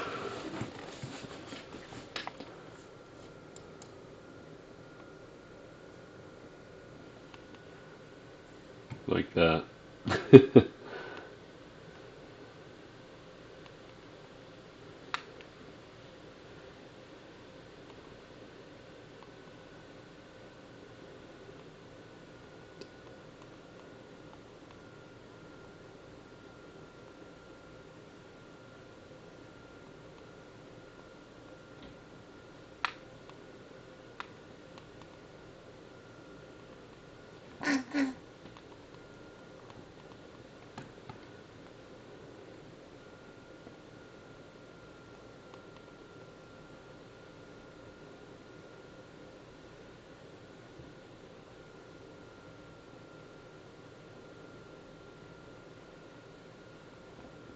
Ooh, 4608.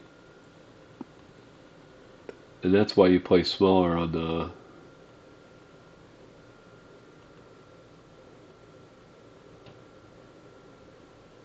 That's why you play smaller on the over trades. All right, I'm out. My stop got hit. Damn it. There it goes.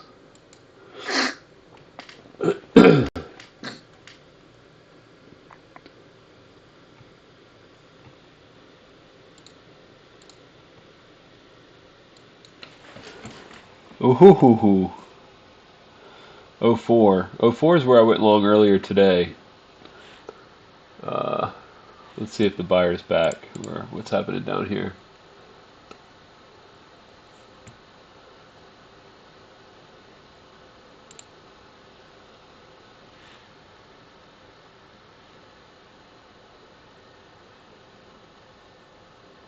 Yeah, it looks like buyer's back. Still buyer. 4605. But we saw that at 4610 and it failed, so I'm just gonna watch this, although this could be a low, right?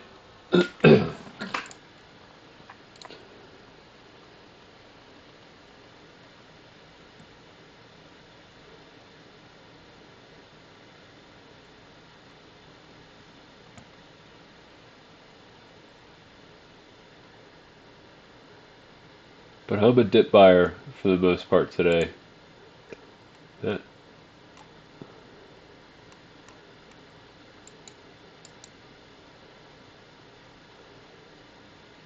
oh,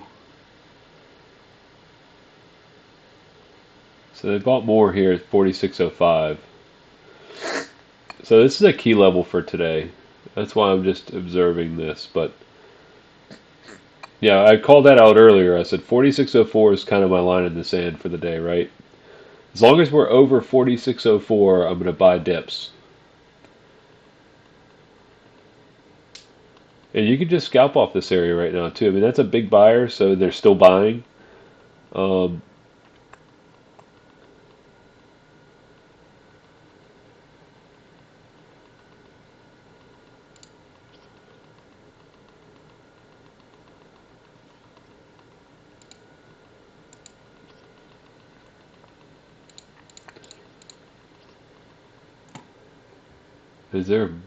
is there other volume? I mean, not much.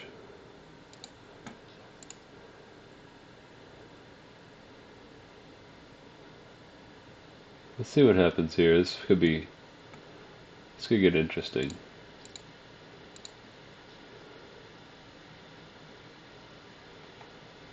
Looks like there's volume kind of coming in a little bit here.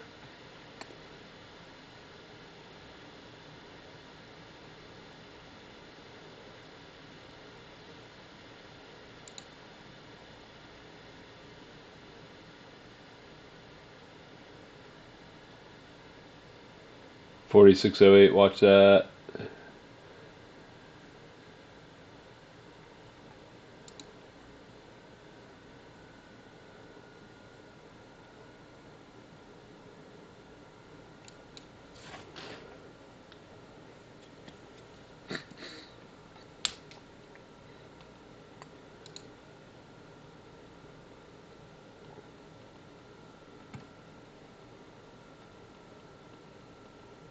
Did VIX spike or something? Like what?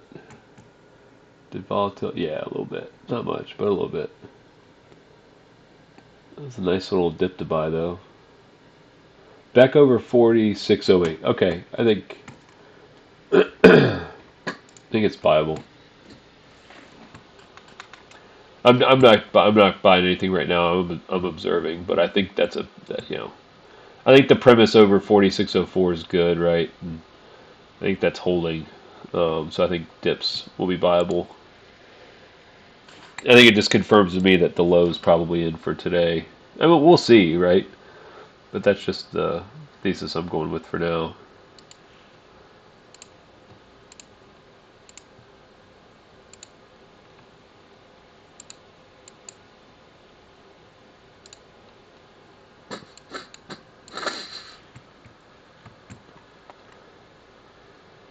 Another.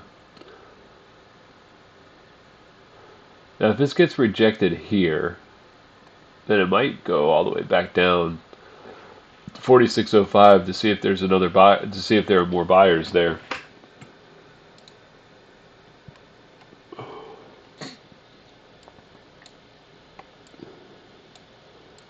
I mean, look at the reaction from 46.04 here. Damn, that's what you want to see.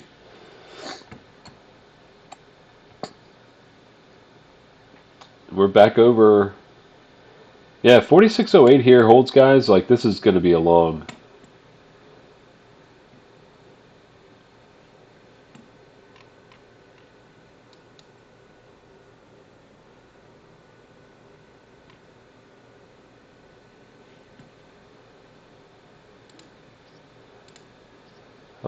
I'll try 46.08. So I've got a resting order at 46.08.25 just to see. It's only one contract, and I'll add to it if we do get a good bounce.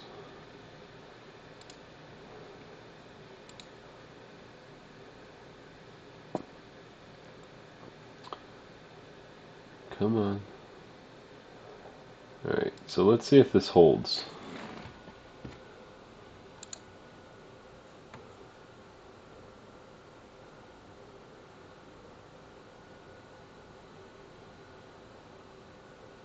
Volume's coming in. See, now it's separated from 46.09.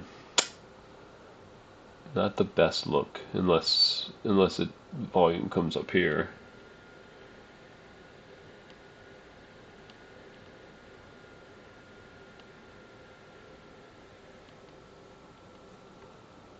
$46.08. Let's see.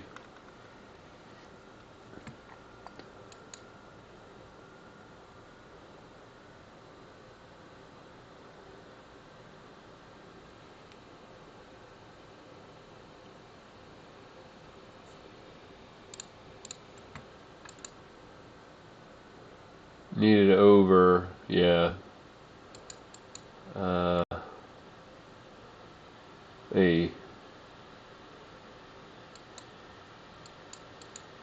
not sure how I feel about this right now.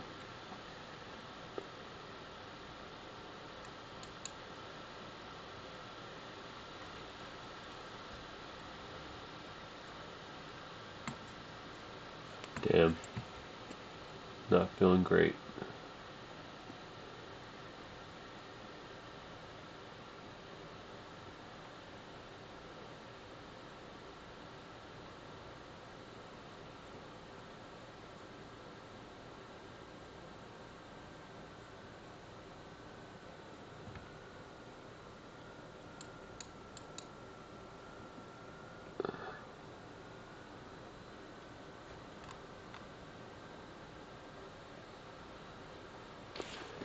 I want to see it over 46.10 though to feel good about it.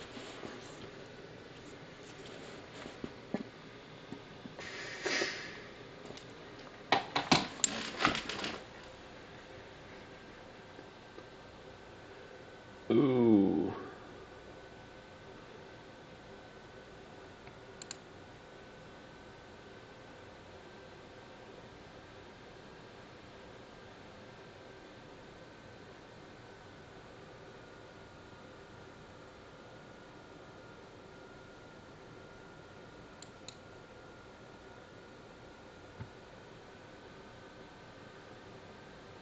If we don't get a bounce here, I'm going to be out.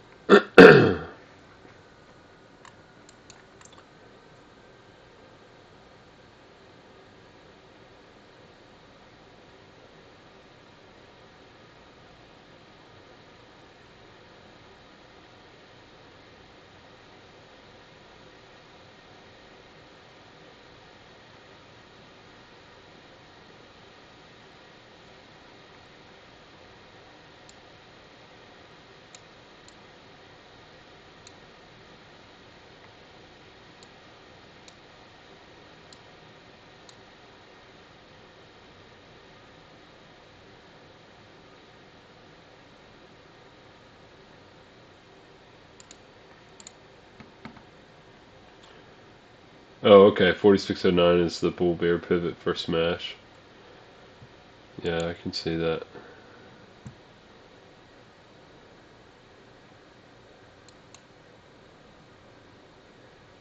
So under 4609.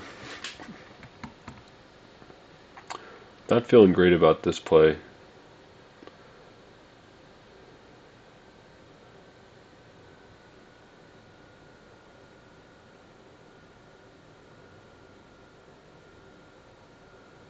Didn't get the bounce where I wanted it, so I'm going to cut. Unless, well, there's 4608, so I'm even. I'm down a quarter point right now.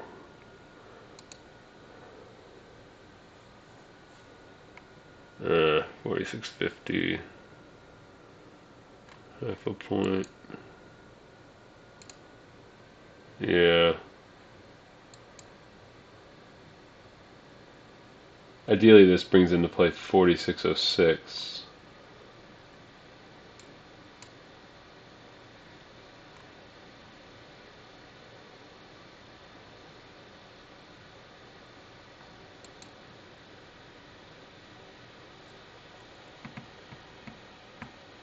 Yeah, just scalping for now.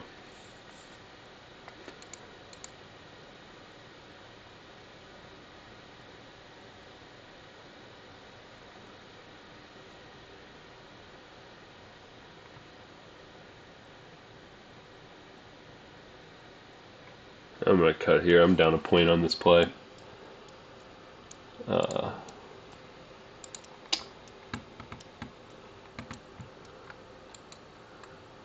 4604 is probably where this thing is heading.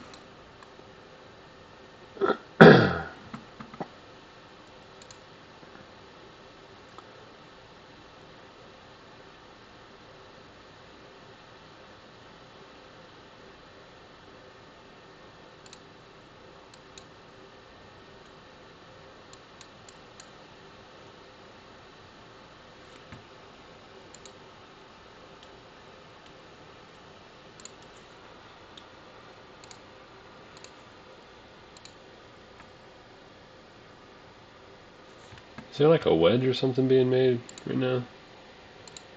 On one of these charts? Kinda.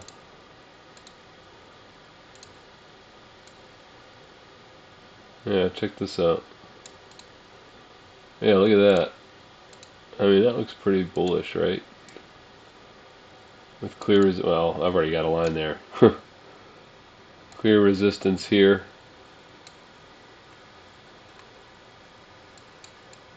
At 4616. And we're creating like this little ascending triangle. Which, if I recall, can be a bullish indicator or technical pattern. But I don't know. I mean, I don't know what this is.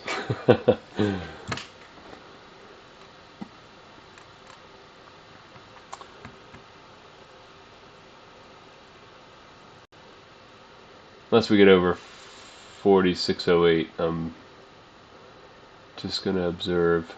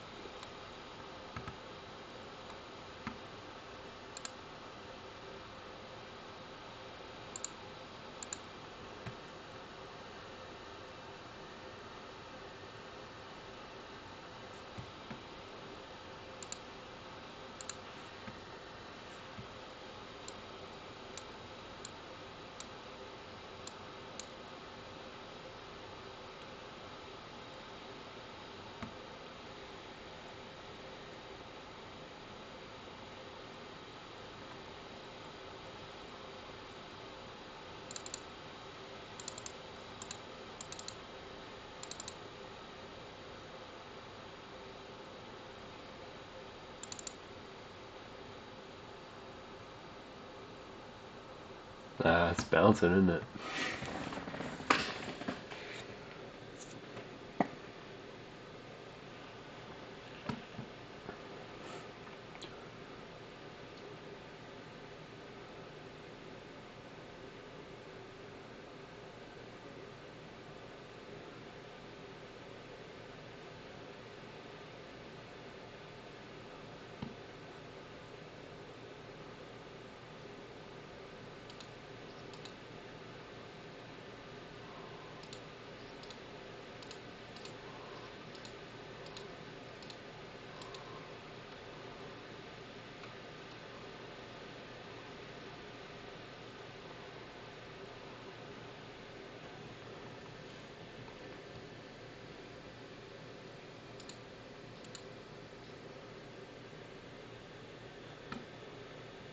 Back over 46.10 is a good thing. Unless you're short. If you're short biased, you could probably short this here. But I'm not doing anything. I've already made what I need, so I'm just gonna observe. Here's the open.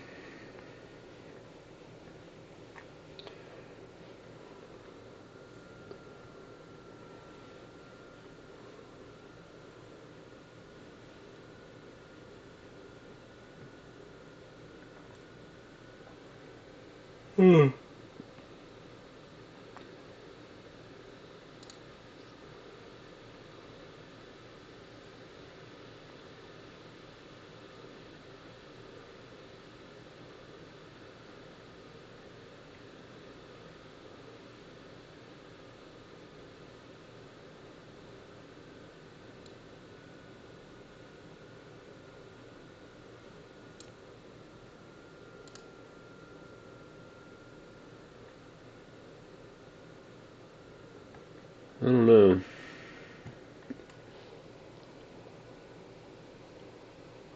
This price action is awful today. Uh,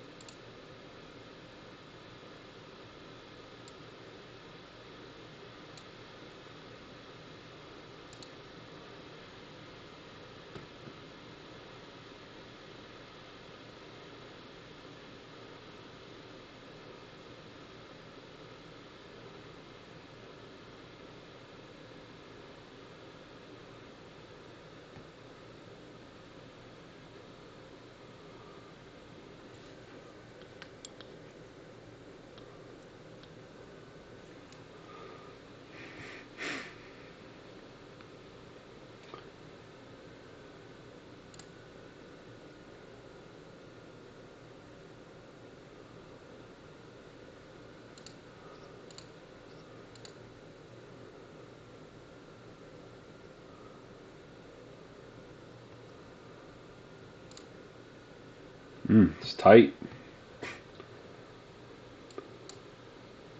Yeah, I might just call it quits and go to bed. Retirement right off more puts today.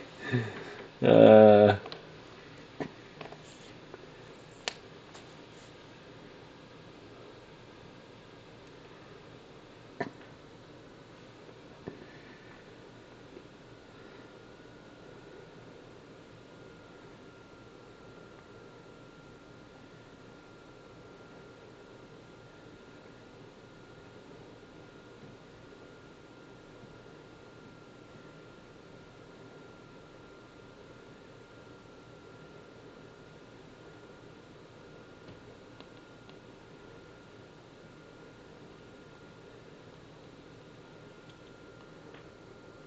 uh-huh.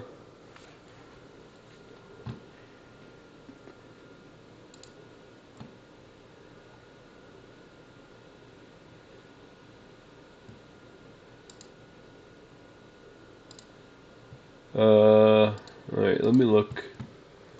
Get our big old profile back up for the current range.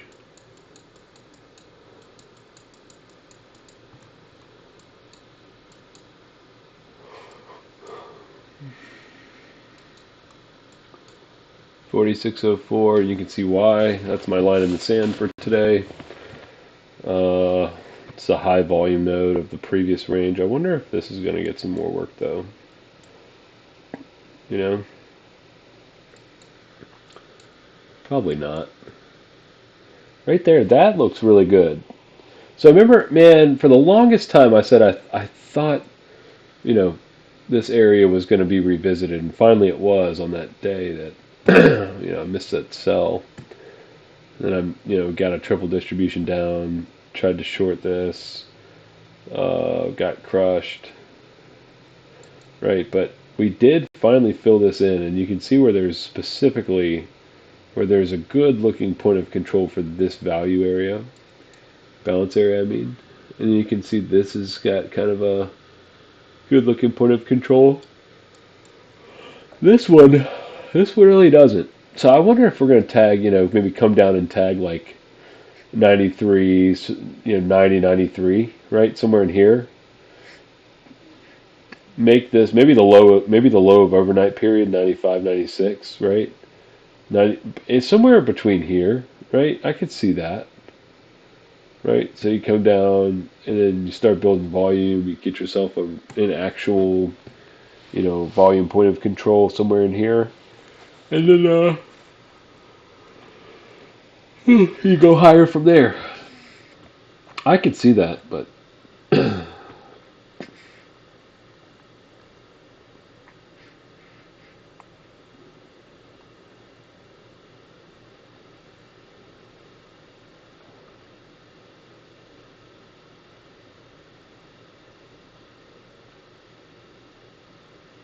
Bootsy just posted a chart on QQQ. Well, I don't follow QQQ or InQ. It's still good to know what's happening. Oh gosh, I need a nap. Ugh. Yeah, I think we might come down here and work out another point of control. I really do. Here's 4604. Okay, so let's. This is where I bought earlier today because of that, and we just got another one. Right, somebody's buying the shit out of 4604. All right, so I'm gonna go long on that because that's a pretty good tell right there. So I'm going long on 4604. At 4605, I got to fill.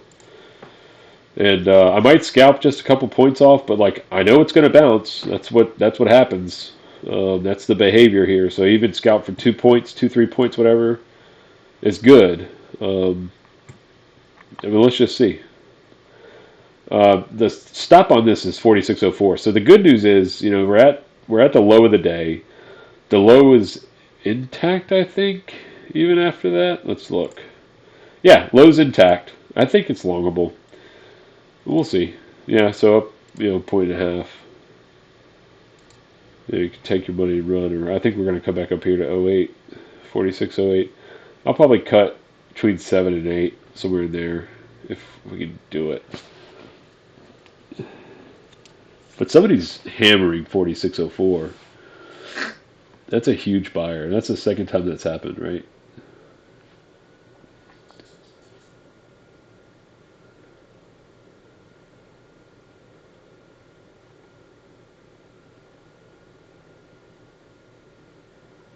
There we go. 2, 2.5, up to 2.25, 2.5.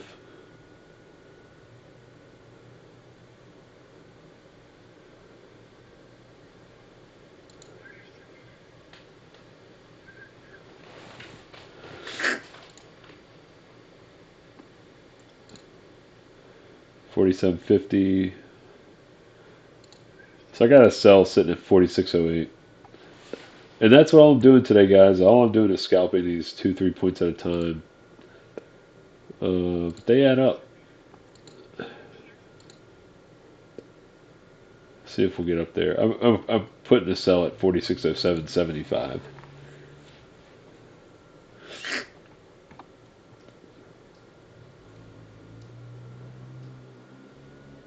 Oh, you want to see this hold?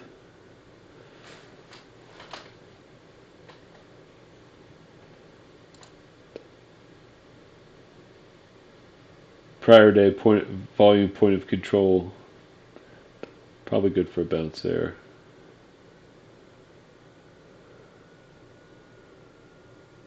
I mean, this area held a lot of interest whatever prior day.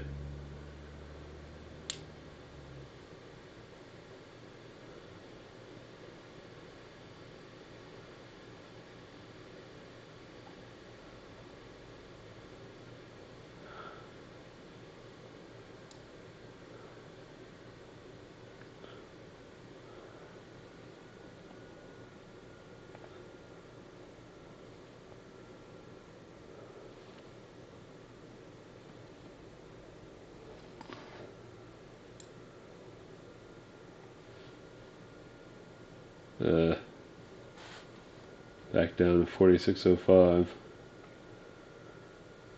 Let's see if it bounces. If it doesn't, I'm going to cut.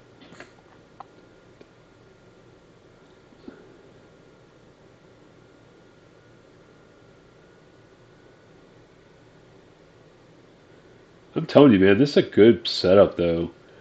Right? You see buyers come in. You see a huge buy delta. You buy there, right, and then you scalp calls off of that. I mean, you scalp futures off that. I mean, I could make a living doing that. I feel like on this play, on just that one play. I mean, the past week was filled with them.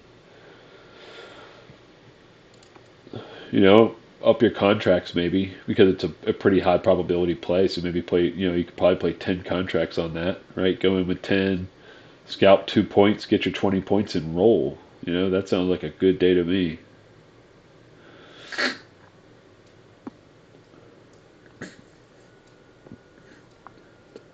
There's 2.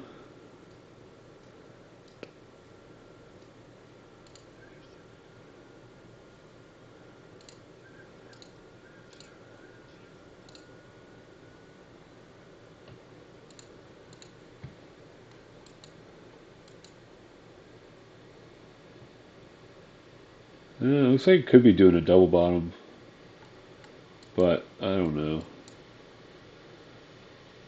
Yeah, maybe.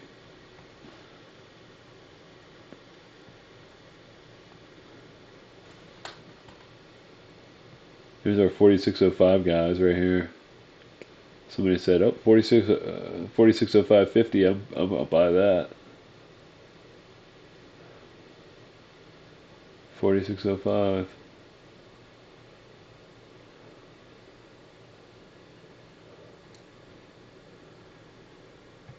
Mm.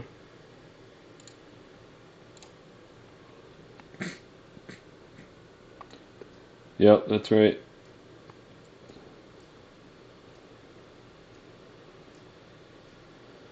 I don't know about the whole time spent in upper balance. I mean, maybe. Yeah, I mean it's pretty balanced right now, though. If we look at the overnight compared, right, this is a very balanced profile. Today, line in sand was 4604. I bought 4604 twice today.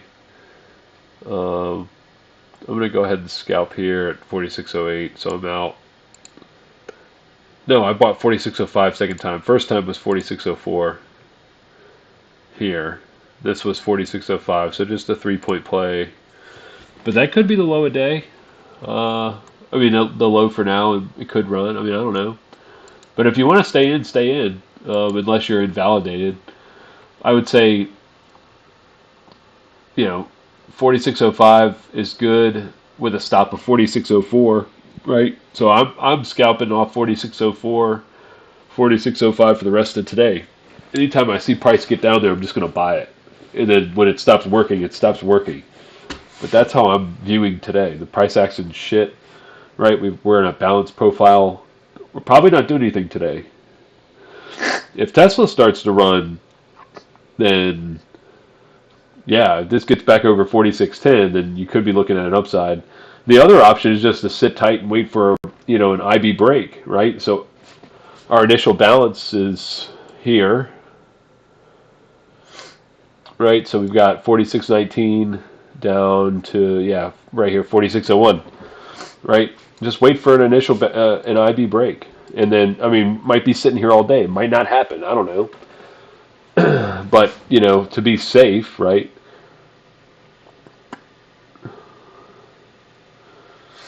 So you want to see this get over. Yeah, you're exactly right, though, Sharif. You want to see this get over 46.10, like, in a hurry, because if it hangs out too long, that really does bring in play, like, back down here and kind of doing the price action I was talking about earlier. But let's see what the VIX put to call ratio is real quick. That could tie in some. That could help give us some clues.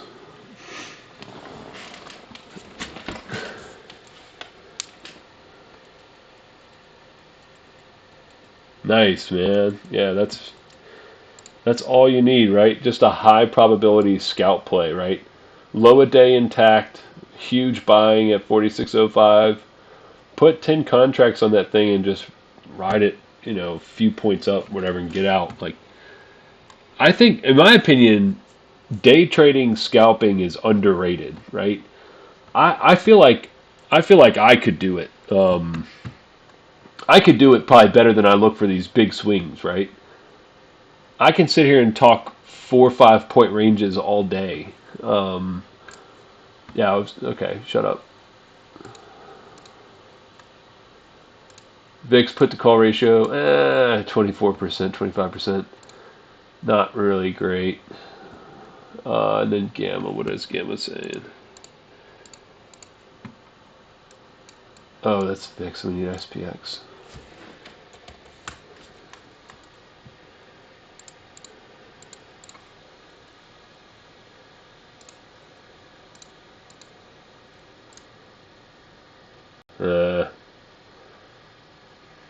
It's bearish. Gamma looks a little bearish right now.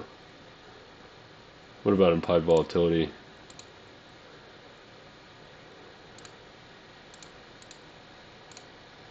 Implied volatility seems pretty, in my opinion now, again, I know there's some opinion, there could be differences of opinion, but it seems bullish, or at least neutral. See, when that starts happening, it is not very bullish. See, implied volatility kind of skyrockets on this end, but that's a good thing though, because it could mean somebody's buying. Yeah, I think you could.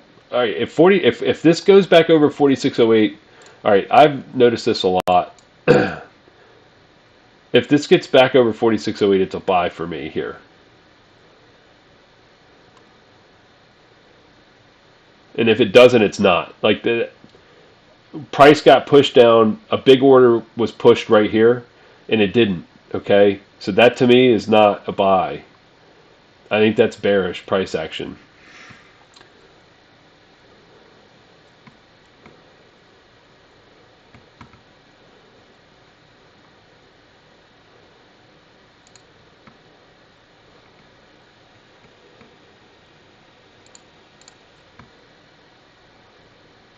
Yeah, just range. See, now Gamma's turning bullish.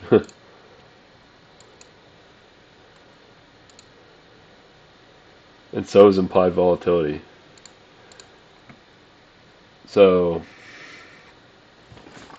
this is all just chop, right? All just chop.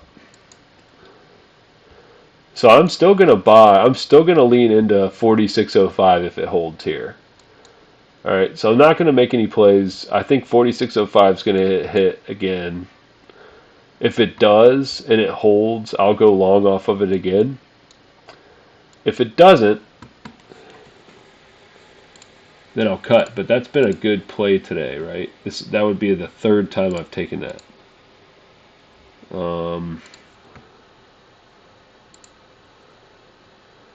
Yeah, we still have an intact low down here, right? So really, you could buy anything down to 4603.50 if it gets there.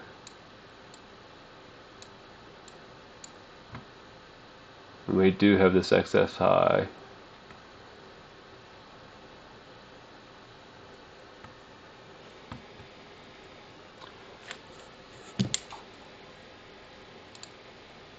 Mm.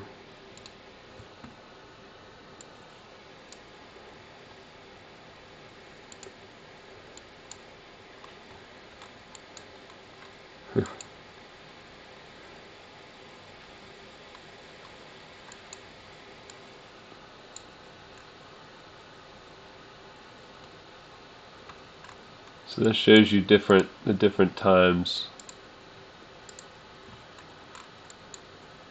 the different zones. This is Asia, this is Euro, this is America, North America.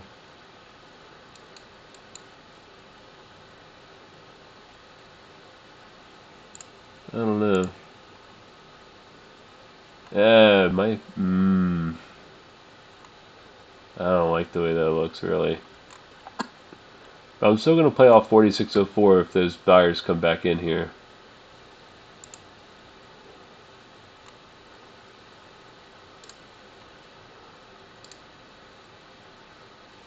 I have two thinker. That's what's going on. No, I don't.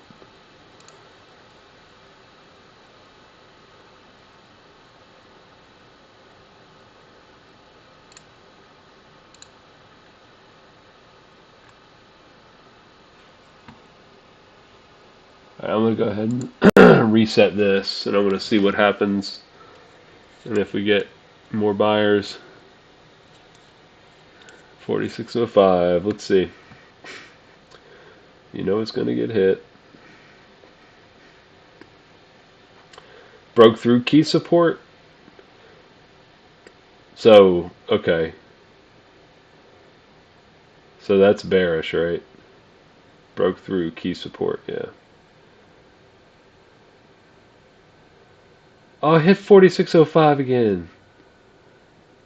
Oh, that's okay. I mean, I'm sure it still will.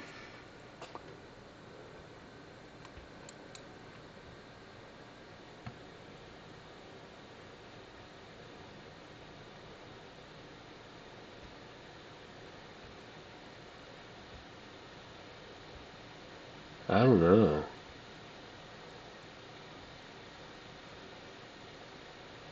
Yeah, here we go.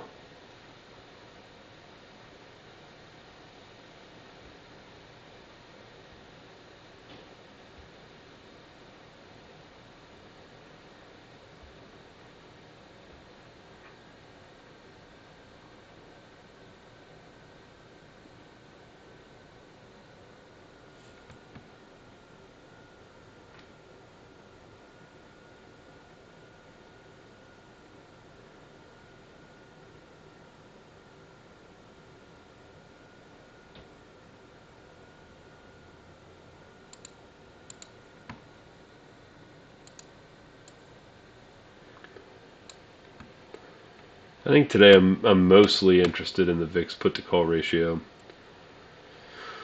more than I am gamma. Trade. Let's look at VIX. All right, so VIX put to call ratio is starting to increase now at almost 30%. It was at 24. So volatility might start to go down.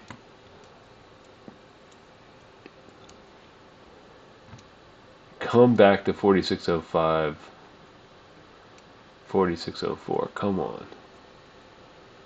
Give me one more pass. It might not.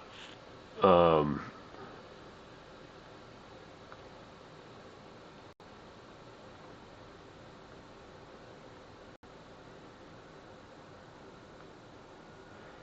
Look at Jam throwing out a spread.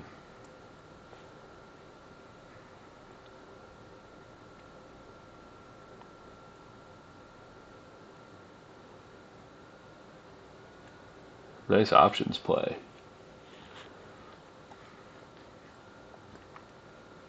I might play it just to see. He had it old. It looks like a 4,500 put, if I'm reading this right.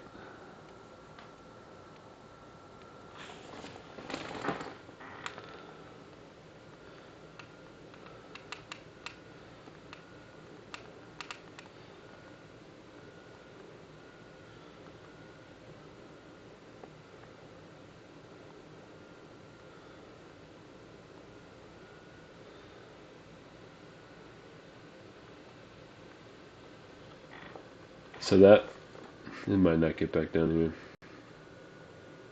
And that's okay if it doesn't. I've played it enough.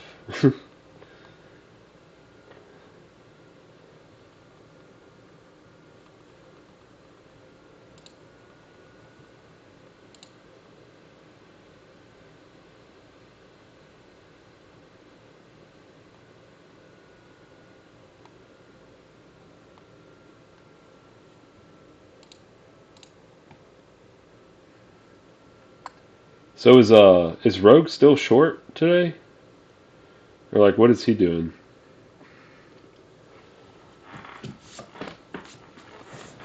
Not a good day to hold anything. I could see where like this thing gets under 4604, that's a short, right? I mean a quick scalp down to 97, right? I could see that trade.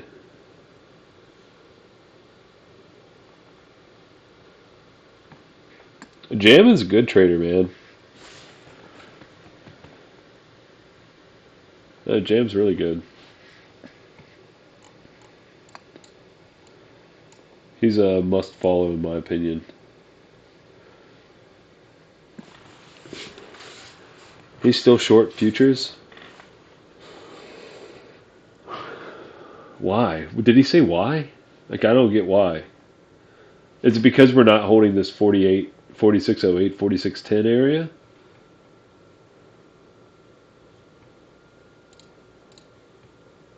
Like I could see this being a short thesis. Oh, okay, 2 days out. Yeah, okay, I can see that maybe. Interesting. I will say this is the most bullish put to call ratio I've seen in a long time on VIX. So I could totally see playing short side here. And if 4604 goes, I will. I definitely will. I'll play short side. But I gotta see this go first, and then I'll hop on. And it might.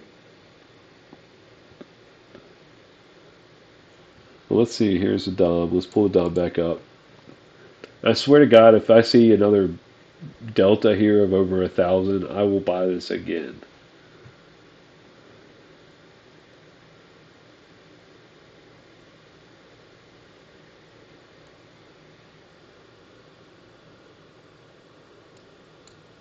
Oh shit.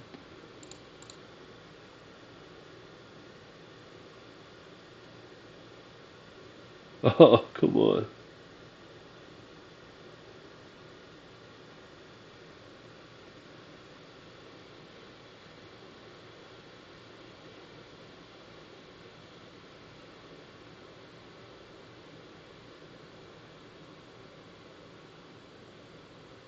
Yeah, agreed. Yeah, yeah, totally. You gotta have. That's what I was saying earlier today too.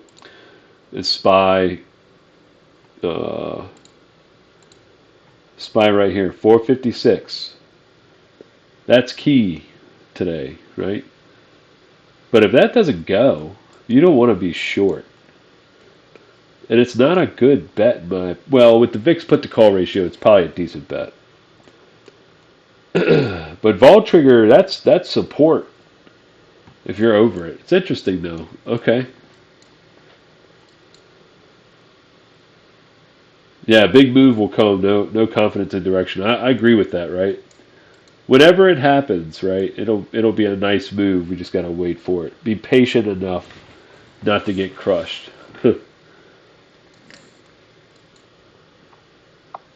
But yeah, this double gamma line vol trigger is super key.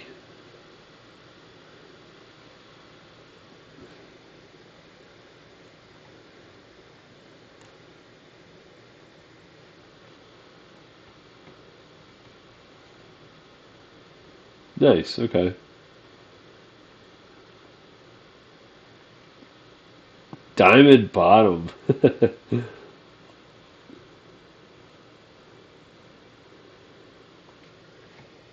uh, they're not going to hit 46.05 again, are they?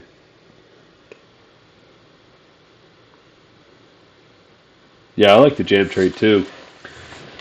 I took a couple. Took a couple of the August calls. I don't sell puts, so not doing that shit. But I took a couple of the calls. See if they work out.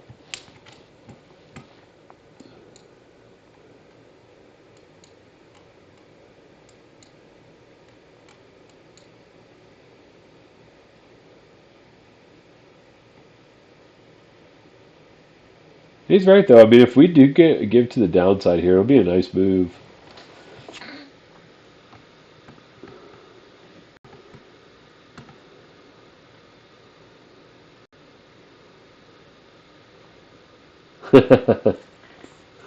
Congressional picks.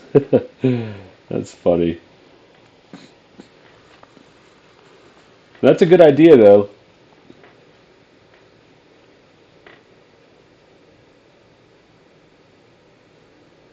Me personally, I don't really care about that. But if anybody else is, feel free to share.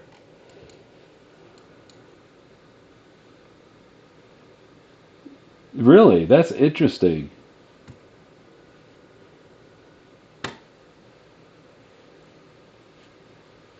That's neat. Do you do commons only on the Congress trades, or you just copy literally whatever they do? Higher. Yeah. Here we go. Let's see if we can get back over. That's a really nice looking profile. That's very balanced right here. Right. If this thing gets back over 10, I think it'll run.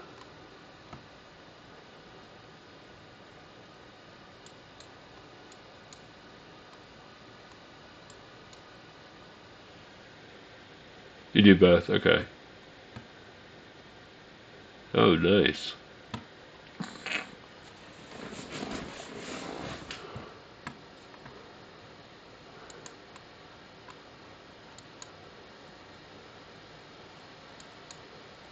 Literally the only commons I play are ETF SPY, and that's in my 401k. I buy SPY, and that's it. Nice, man. So you said it was a diamond bottom on SPX,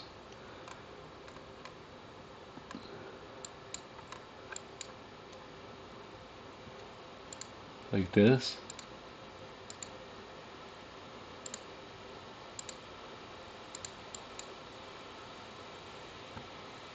Oh, look at the 5 minute. Oh, oh shit.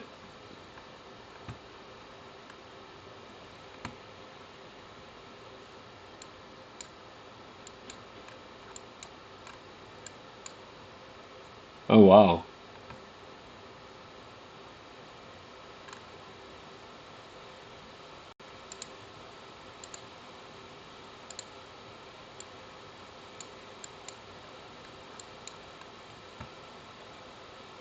Look at that thing. That's interesting, right? And then what you have this right here, maybe. Is that the diamond pattern right there? Oh, gotta look closer. Oh, dang, within the last 10 candles. Oh.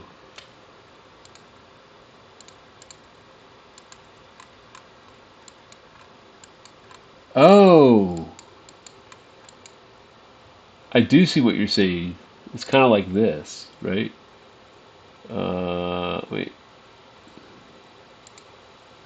It's not like a perfect diamond, but it's, I think I see what you're saying. Kind of like this almost. Thanks, Chris. Ah, nice. I see what you're saying. Interesting.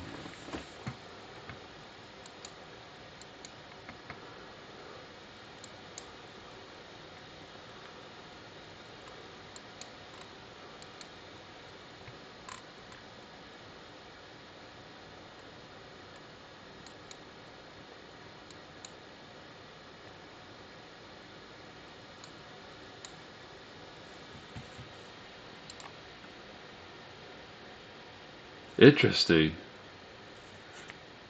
That is really cool to know. Thank you for sharing that. Hey guys, VIX put to call ratio is increasing. So now it's at 35%. I assume VIX is going to drop. If it hasn't dropped already. I don't know what VIX is doing. I haven't been watching. It's not dropped yet. VIX is going to drop. We're at 35% put to call ratio. I would prefer to see it at like a 50% put call ratio. But I think this is going to be a long here.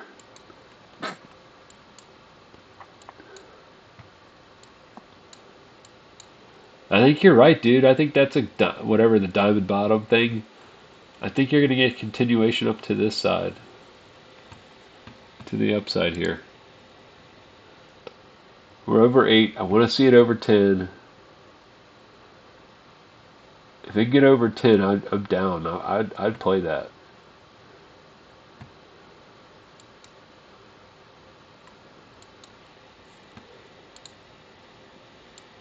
That's why sometimes VIX put to call ratio is pretty valuable. Um, Especially now that we can see it real time. Oh, love it. It doesn't pan out all the time, but it usually does tell you where VIX is going.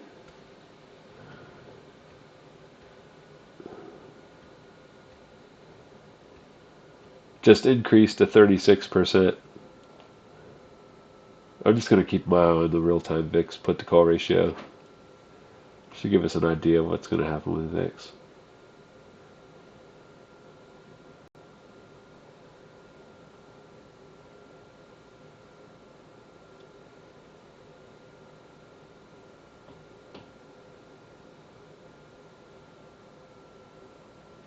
Oh, I'm looking at SPX USD. That's why I'm probably is more clear. Okay.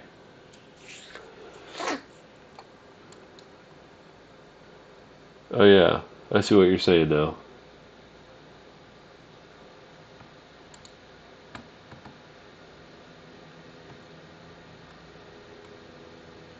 Don't go until the move is confirmed.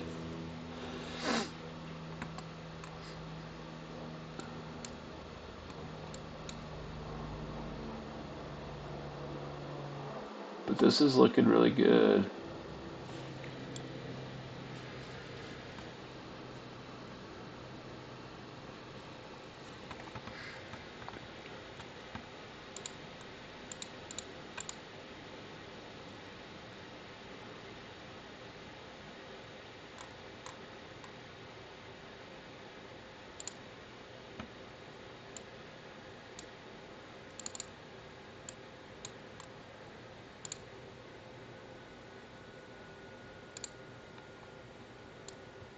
Here we go. I can just pull a little card out, put it over here.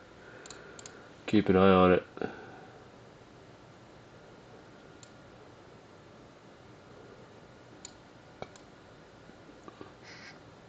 I'm watching that right there.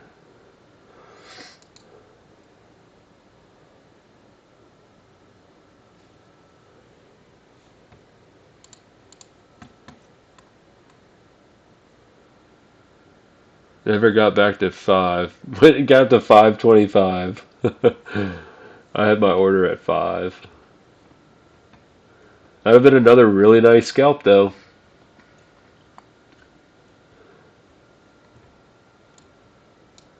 Oops. Let me pull it back up.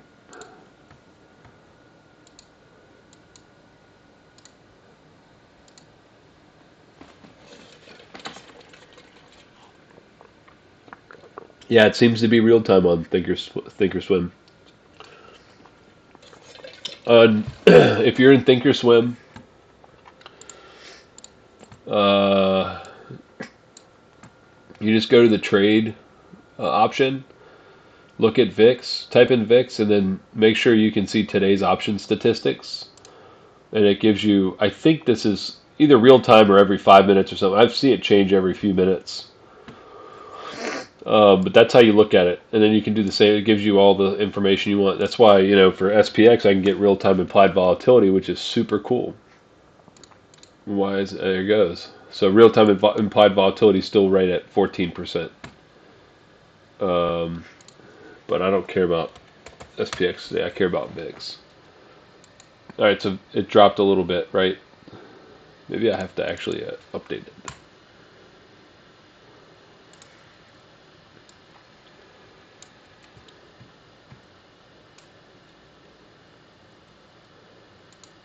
It went back up.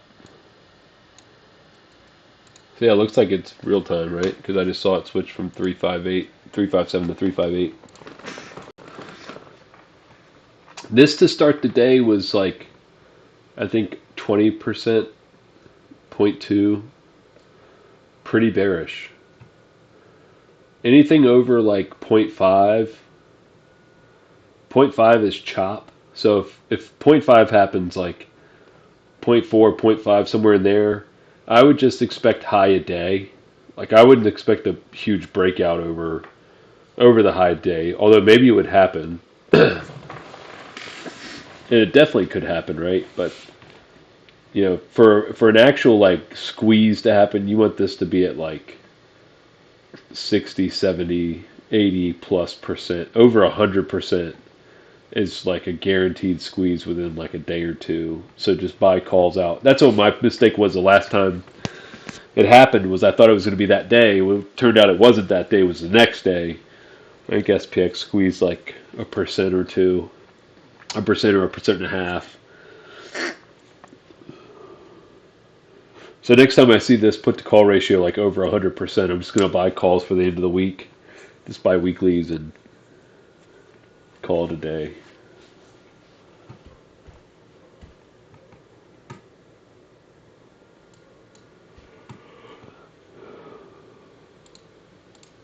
I got that from switched again. But that was one of the threads I read from Rogue Trader, all about the VIX put to call ratio.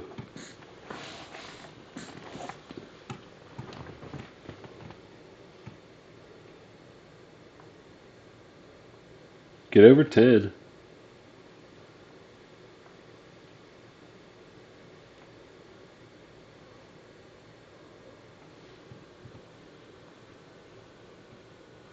Yeah, it is.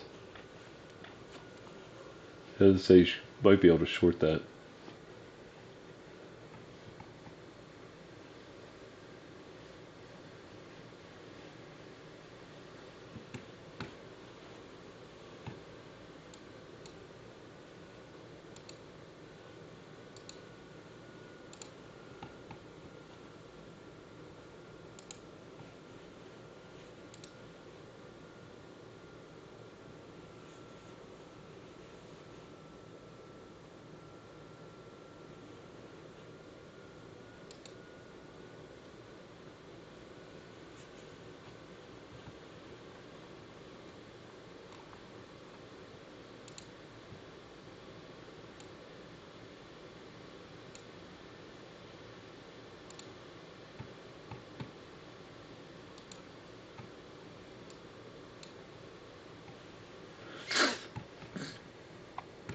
It dropped. Yeah, it's dropping.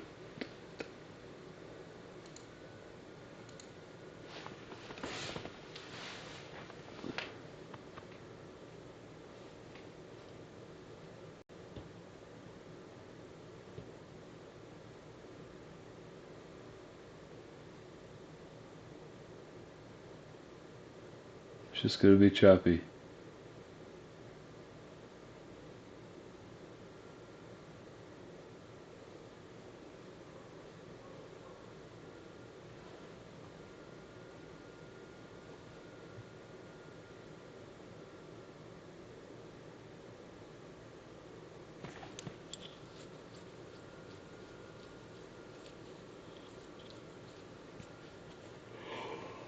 I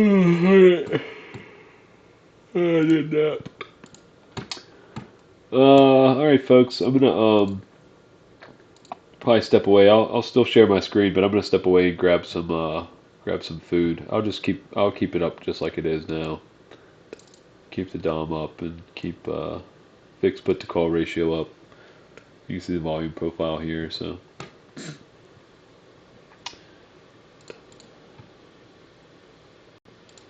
all right, I'll be back.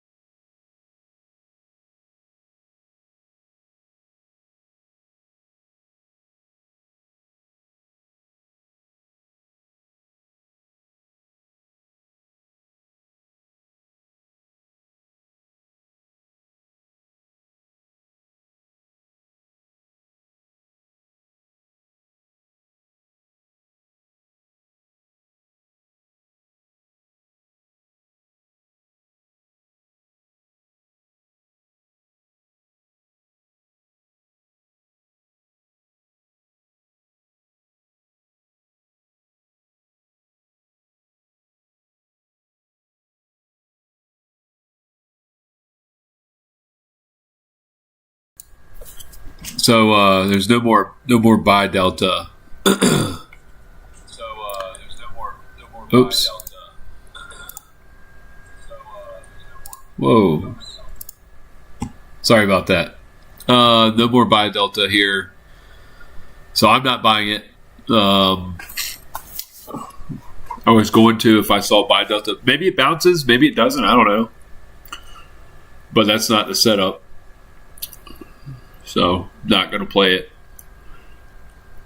Without a buyer here, I can see it breaking low a day. I could also see it bouncing. So, all right, I'm going to continue eating, but I wanted to chime in real quick. Just because before the setup was there. It's not now, so I'm not buying it. All right, going back on mute.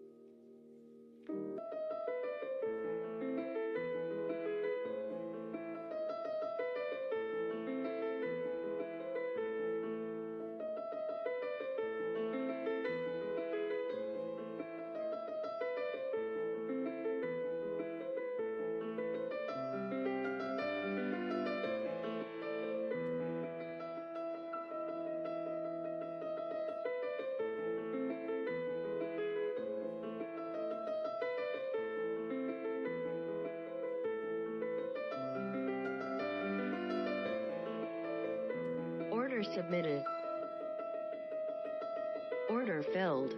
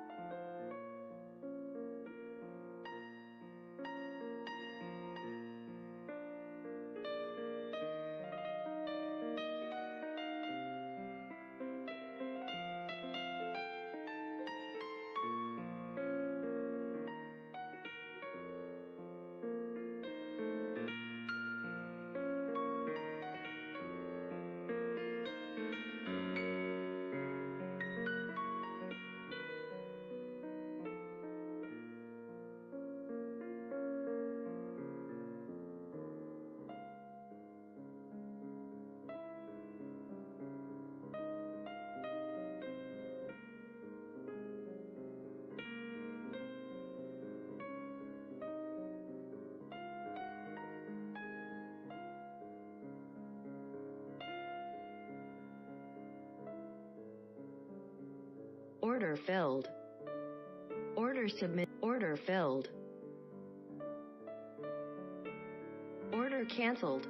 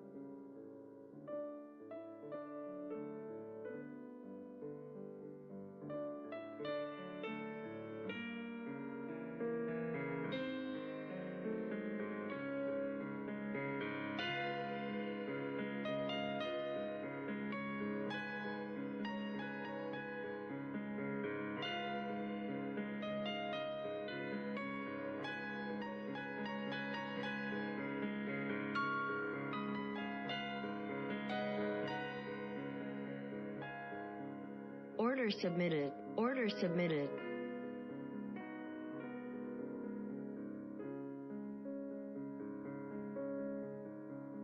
Order canceled.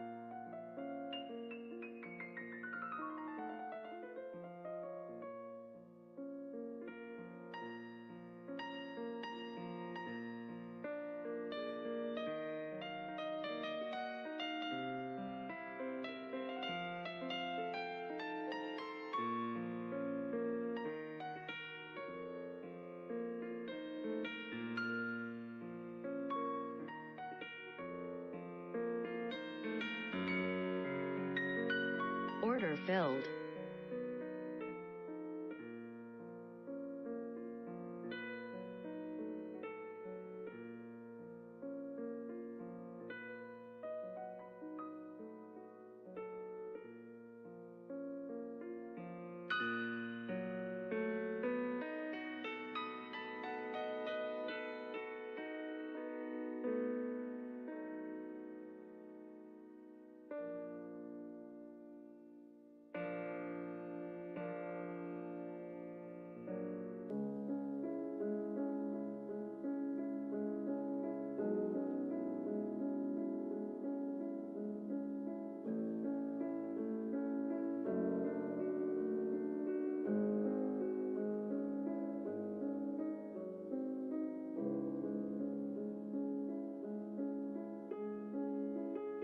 Order submitted.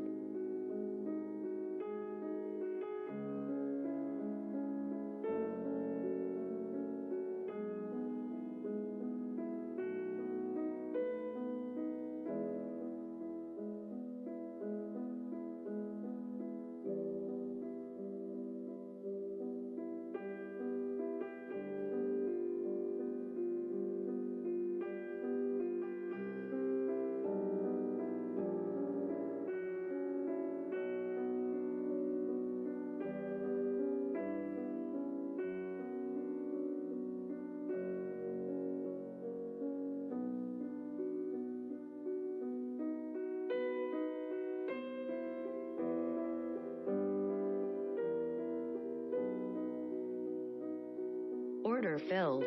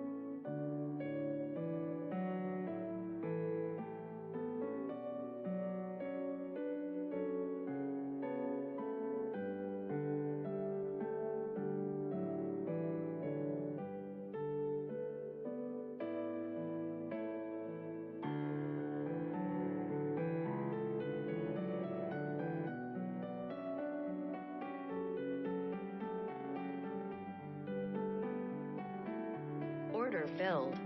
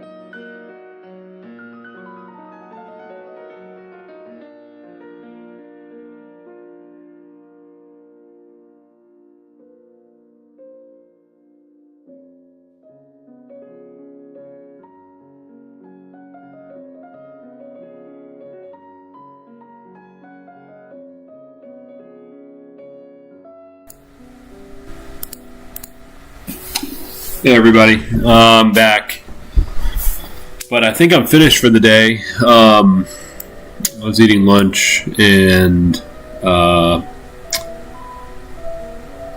took a couple of scalps short from 4604 down to 4601. No call outs though, because it kind of happened quick. But I don't know if y'all could hear the fills or not. So I wanted to just let you guys know what I was doing. I'm not in anything. If you could hear the fills, I'm sharing desktop audio, so I imagine you can. But again, I don't know. I think I'm done. The VIX put to call ratio is staying put. I think this is just choppy. I don't think anything's going to happen today. I might check back in an hour, to see if there's any movement, but I've been on since 2 o'clock this morning. I need a nap, and I'm going to go to sleep for a little bit. Overall, it was a really good day, even though it was just choppy. Long scalps, short scalps. It doesn't matter. I mean, the levels worked today. So I'm happy with I'm happy with the results. And I'm not going to push it, right? I don't need to push it. I'm not going to push it. If it breaks out and I miss it, I don't care. I've already made the money I'm looking to make. If it chops around the rest of the day, great. But hopefully, this was helpful.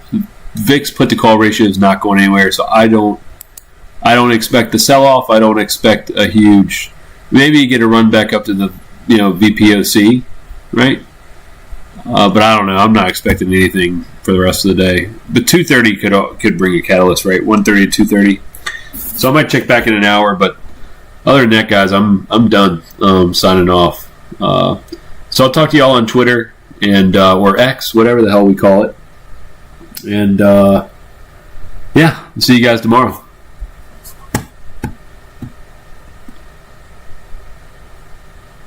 Yeah, thanks. See you later.